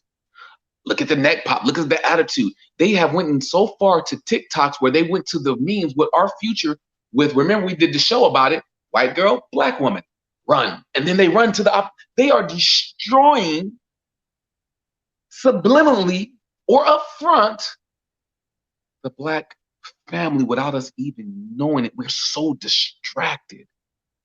Right. And I'm not saying you can love what you don't love. Love whatever you love, but don't be distracted by the disrespect that's happening to our people, to us. Go ahead, Quay, I'm sorry. That's what it is, man. Like I said, our level of absorbing these distractions it's at an all-time high. So at this point, it's almost too easy. It's almost too easy, man. And then to take it a step further, as our people, we just have lost sight of what we're supposed to be doing, man. Like we have lost sight of our roles. We have lost sight of our positions, man. And like I said, it just leaves us vulnerable. It leaves us exposed. And like I said, I don't hesitate to call this stuff out. And when I see this stuff happening, I'm calling it out. But at the same time, we got to be aware. Like I said, we got to be aware of what is going on. And I'm speaking to Black men and Black women. We got to be aware of what is going on. Don't ever just take anything for face value. There's always more to that scenario, but you got to look past what you see. It's funny because remember we were little kids and we learned our vowels, A-E-I-O-U, and sometimes why. Well, we should always want to know why, because when you don't know the why, people can control your why or can control your narrative or tell you whatever you want to hear, and then you wonder why you're in the position that you're in. It's because we're not looking for the why. We're only looking at things face value or on the surface, or we're so busy looking at the fly that we missed all the other different questions that affect our life or affect how we're going to live in America or affect the future. Because we're so busy. It's a fly, look, he's attracted to shit. That's why he's there. Share the meme, but yet we're in the middle of a race right now, bro, about our lives. Right. So you're gonna tell me a fly on top of a man's head is more important than how we're dying out here in the streets? Yeah, that's how it looks, man. Like I said, that's what I see on my timeline. Like I said, that fly went viral, man. That is the first. A fly went viral, bro. Yeah, it's the first fly I've ever. This won't go viral. This won't go viral at all. No, that's not gonna change. New information? Bah, don't nobody want to hear that. But a fly? Dude, that fly went viral, man. Like I said, I woke up, I saw it all last night. And I saw it all today, man. That fly went viral. Like literally. Famous. More people know the fly than they do know about Breonna Taylor's case. More people know about the fly than any person who's ever lost their life, bro. Right now, in a matter of seconds. You know what's so crazy? I was watching this show on Netflix. It's called The Social Dilemma. Okay. Please watch it, y'all. Because it shows how they track us. It shows how they track the thinking process. It shows how long we look at something, how long we like something, how to advertise to us, how to mentally mind fuck us. It shows it. It shows how stupid we are. It shows where you give your attention to and how to get your attention. Yep. What if I knew you so well I knew how to get your attention? What if I knew you so well I knew how to emotionally trigger you? What if I knew you so well I knew how to make you sing, dance, cry, whatever your emotion is, and I knew how to play with that anytime I wanted to? Oh yeah, no doubt, It's no funny doubt. how they know us, but we don't know them. Right. Yep. Yeah. No, they definitely can do that, man. Like I said, because that's why the distractions are so effective, man. Yeah. Yeah, they definitely can do that. I mean, they can pretty much tell you. They can tell you what you like. Yep. They can tell you what you don't like. They can tell you what to eat. They can tell you what not to eat. They can tell you where to live at. They can tell you where to spend your money. They can tell you how much your money to spend. Yep, that control is there, man. Because I said, because we are so easily influenced, and at the root of it, we lack knowledge. Yep, we lack knowledge. So yeah, man. Like I said, it is what it is. But yeah, we got to make a change. Like I said, I know it's going to take work. Like I said, that's why a lot of folks don't want to make the change, because it takes work. It's going to make you uncomfortable, but it's inevitable. Yep, the changes have to be made. We really have to look in the mirror, bro. Like, for real. That sums it up. We really have to look in the mirror, bro, because we are not seeing it. It is in our blind spot. We see emotions all day long, right? These are emotions over here. But our blind spot, bro, because all of our energy is in our emotions, but our blind spot and the things that we don't see and the rules and the laws that we have to abide by, we're not even paying attention to, including me. Me. Right. We have to become more aware. Facts. And then too, just to kind of compound on what you just said, man, when you look in that mirror, you also got to stop tricking yourself into thinking that you like what you see. Ooh. Just keeping it 100. When you look in that mirror, you seeing some stuff you don't like. You do. We got to stop acting like we don't see it. Here's the thing. Once you start thinking you know it all is when you're lost, bro. Facts. There's always room to grow. Facts. There's always room to share. There's always room to be a blessing to yourself and to be a blessing to other people. And that's what this show is all about. And that's why we welcome any and everyone on the panel every Thursday at 6:30. We tell you to bring a friend, not because we're making anything off of this yet, keyword, you know what I mean? Because we want to be able to grow our business and it scale up just as well. But at the end of the day, we're doing this because we love it. We love it, man. We love y'all. We love y'all opinions. We want to grow. We want to grow as people. We want to grow as men. We want to grow as black men. We want to grow as black people in America. We want our black women to grow. We want our black children to grow, boy and girl. We want people just to grow, everyone. But I'm not going to act like specifically, I'm not going to say us. That would be a lie. But do I want everyone to grow? Do I want everyone to get better? Absolutely. Because we have to realize that as unfair as America is, that we're starting behind the 8 ball. It's not the same. And people are like, well, everyone has the same opportunity. No, we don't. We've never had the same opportunity. And I understand that everyone's not racist, but that doesn't mean that you didn't get the benefit of your ancestors or your forefathers or the redlining and everything else, the Jim Crow laws and the black laws that allowed you to be in certain positions that you're in. The homes, the house, the funding, the old school money. There's so much that is so deeply rooted in that we are still coming up, because at one point in time, we wasn't allowed to read, write, have our own anything else. We were slaves. We were sold as property. And we are now positioning ourselves now. We'll never catch up to old money, but at the end of the day, we can still continuously create new money for our educational systems to be able to benefit our homes, changing our lifestyles and our environments. We didn't build the ghetto. The ghetto was created purposely. Facts. Yep. I said it was a big experiment, man. And I said we was just the guinea pigs in that experiment. But yeah, man, like I said, we have what it takes. We've got the intelligence, we've got the resilience, we've got the mental capacity. We got the passion.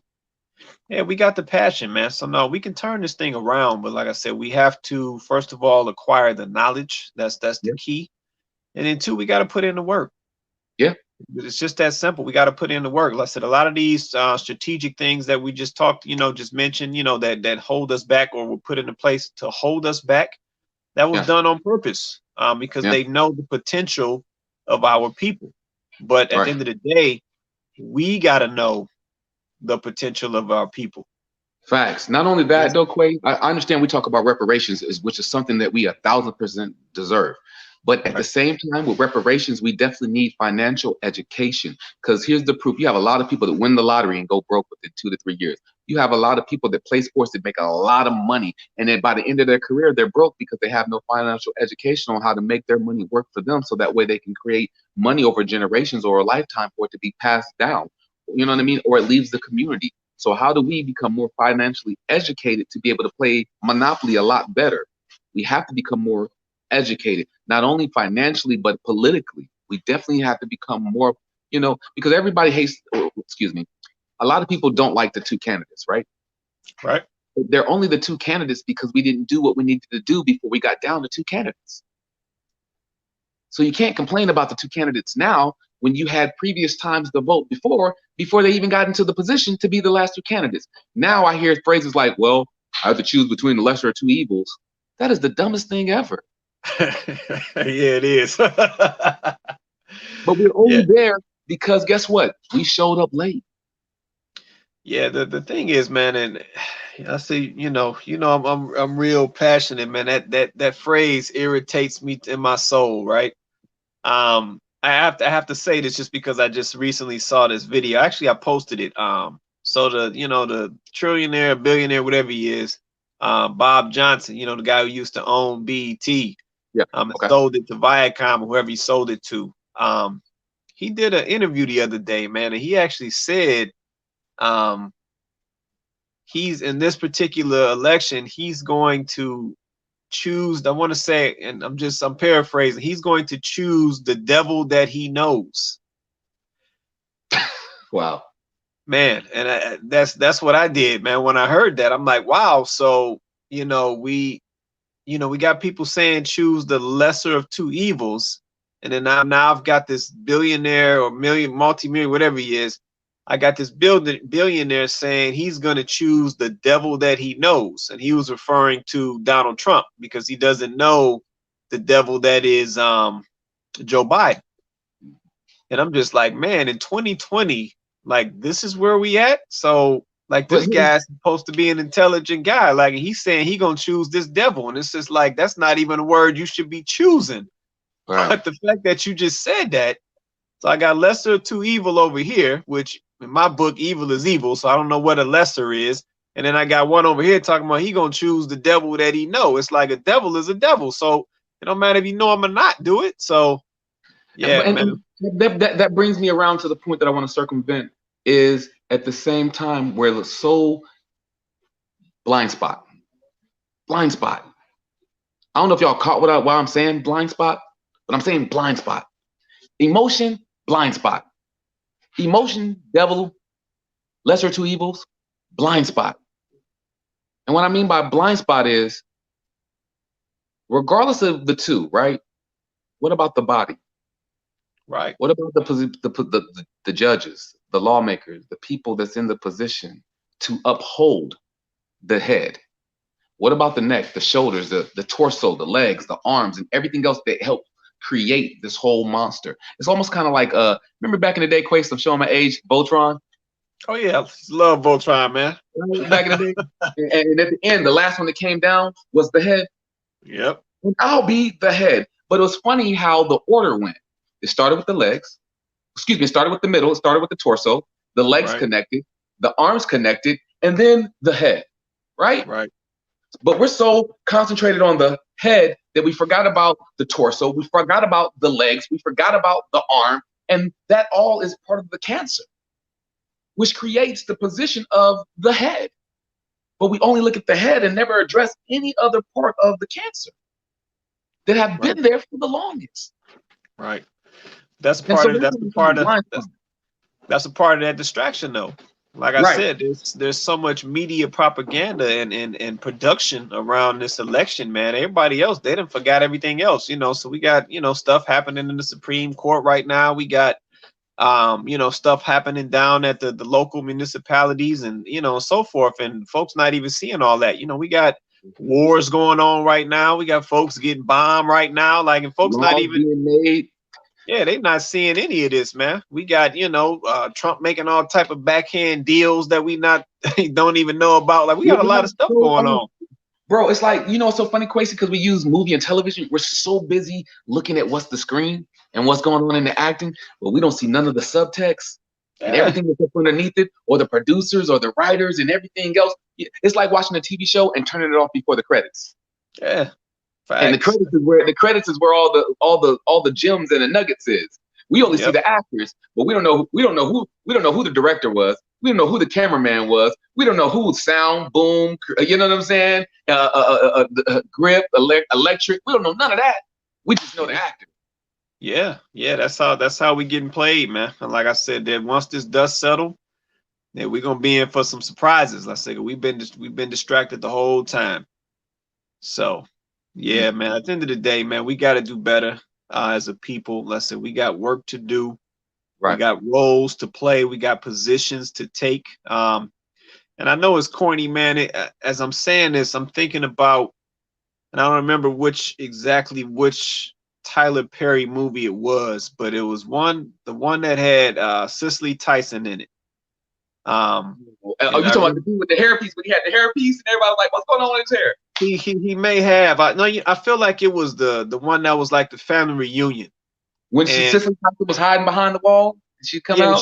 There was a scene in the movie where they were at it was her and Maya Angelou, and they was sitting on like a little, looked like an old slave quarters, like a little slave house. And she made this statement, man, and she just basically said, take your place. And that's what we need to do right now. We need to take our place. Like we have a position to play. The man has a position, the woman has a position, the children have a position. Yeah, we got to take our place. Like I said, this is that time. Right. That was deep, bro. Yeah, man. Like I said, it just took me back to that scene, man. And I just remember how powerful that scene was, man. And it was just simple words. Take your place. Look, if any of this conversation resonates with anybody who's watching or following, take your place on the panel.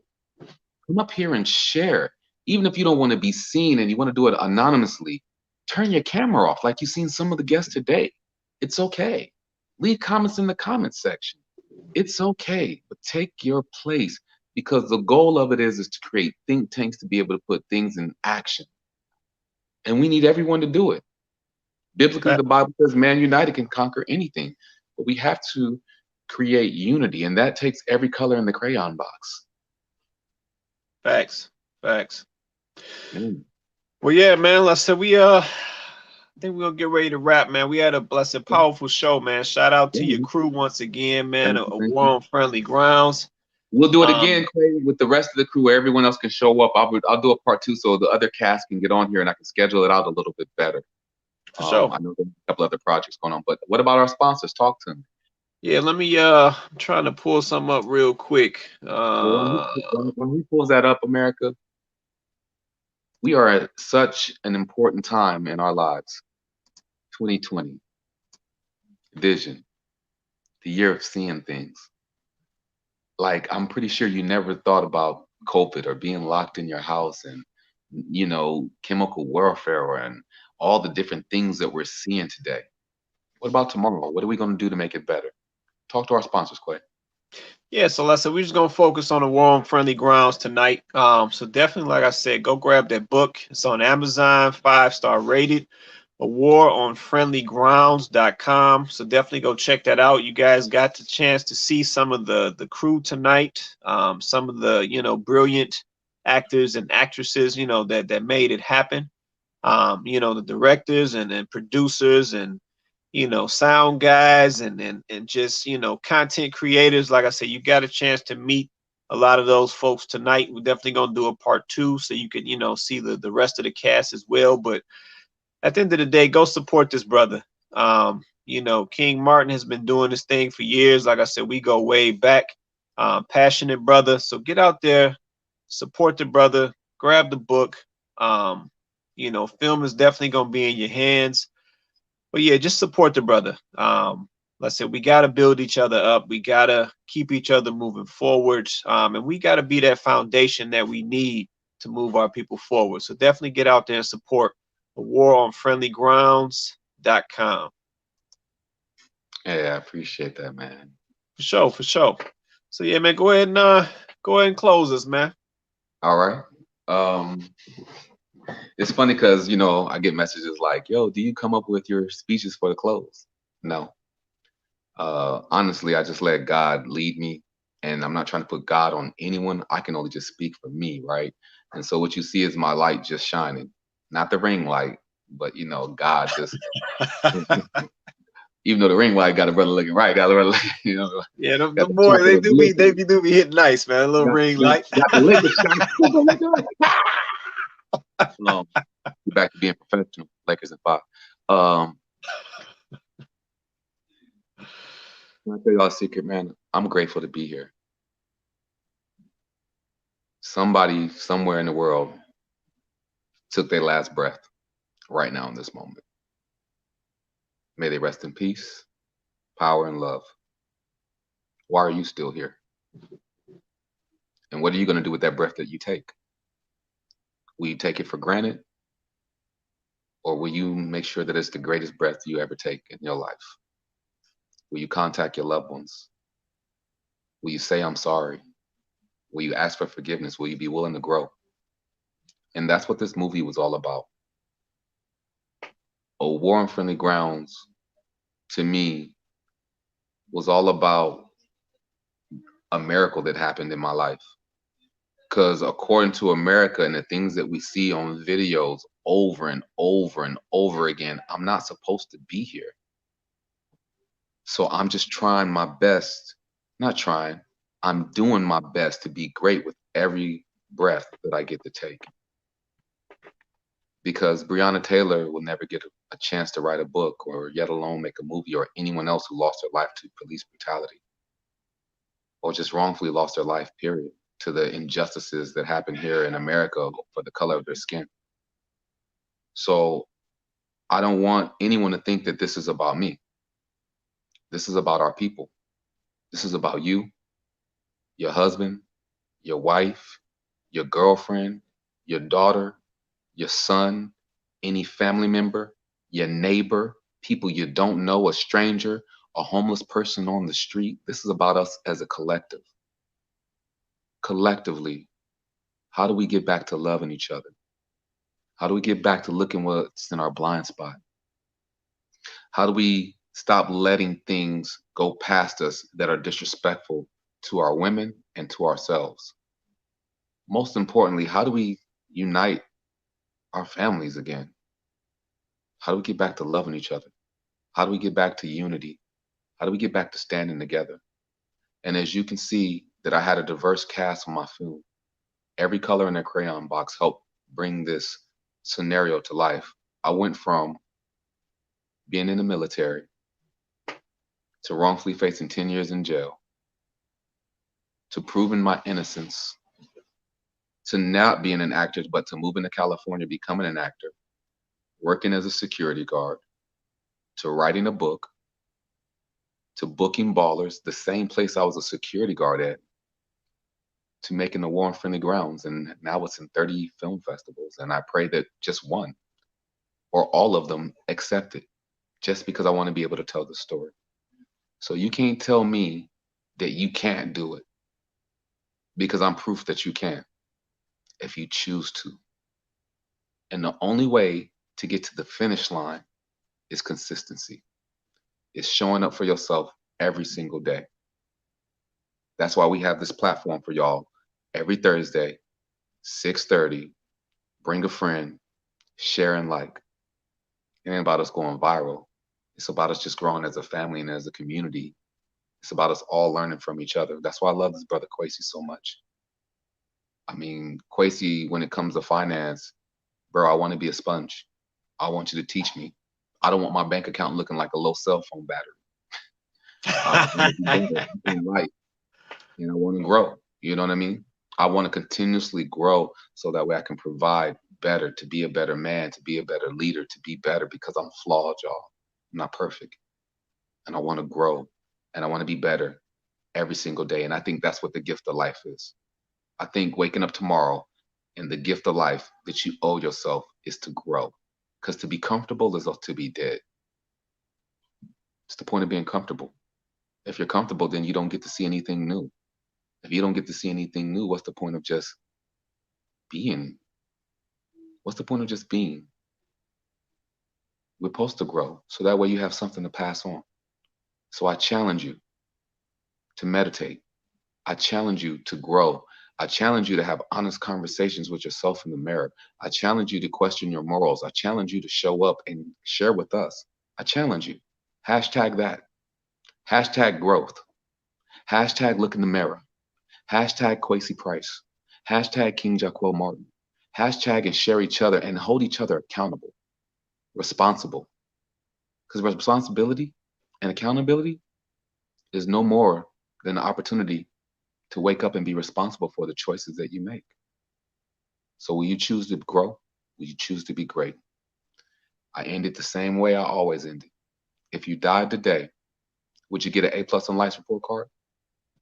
If not, and you're blessed to see tomorrow, you better live like it's extra credit, because tomorrow's not promised. We're always one choice away from loving each other, from getting along, from doing better. Every opportunity is an opportunity. Every opportunity you get is a day to change your life. So what are you going to do with that opportunity? Will you waste it? Will you do the shoulda, coulda, woulda, but didn't?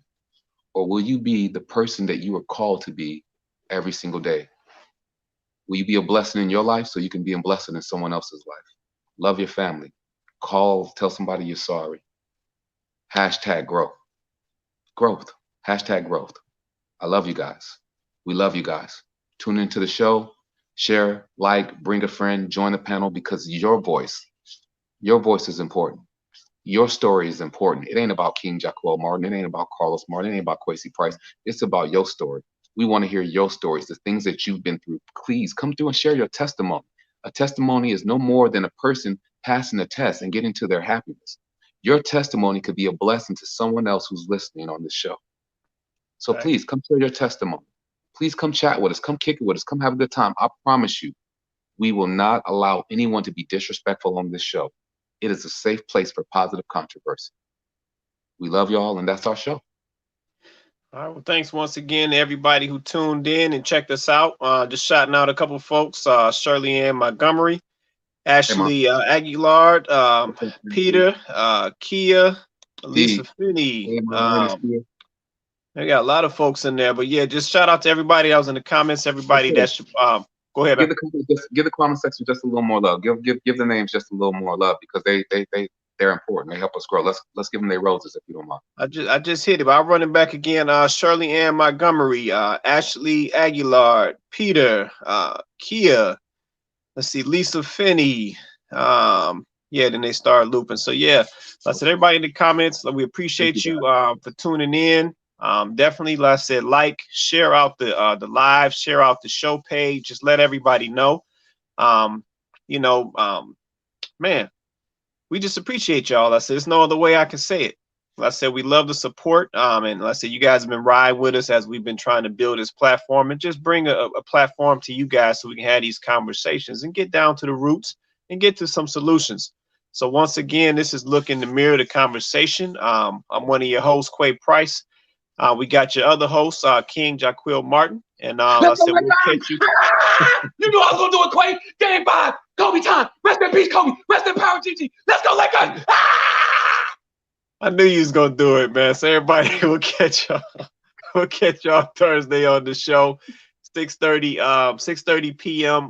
Pacific time, and then 9:30 p.m. Eastern Standard. Once again, this is Look in the Mirror, the conversation. And everybody be blessed and take care. LeBron!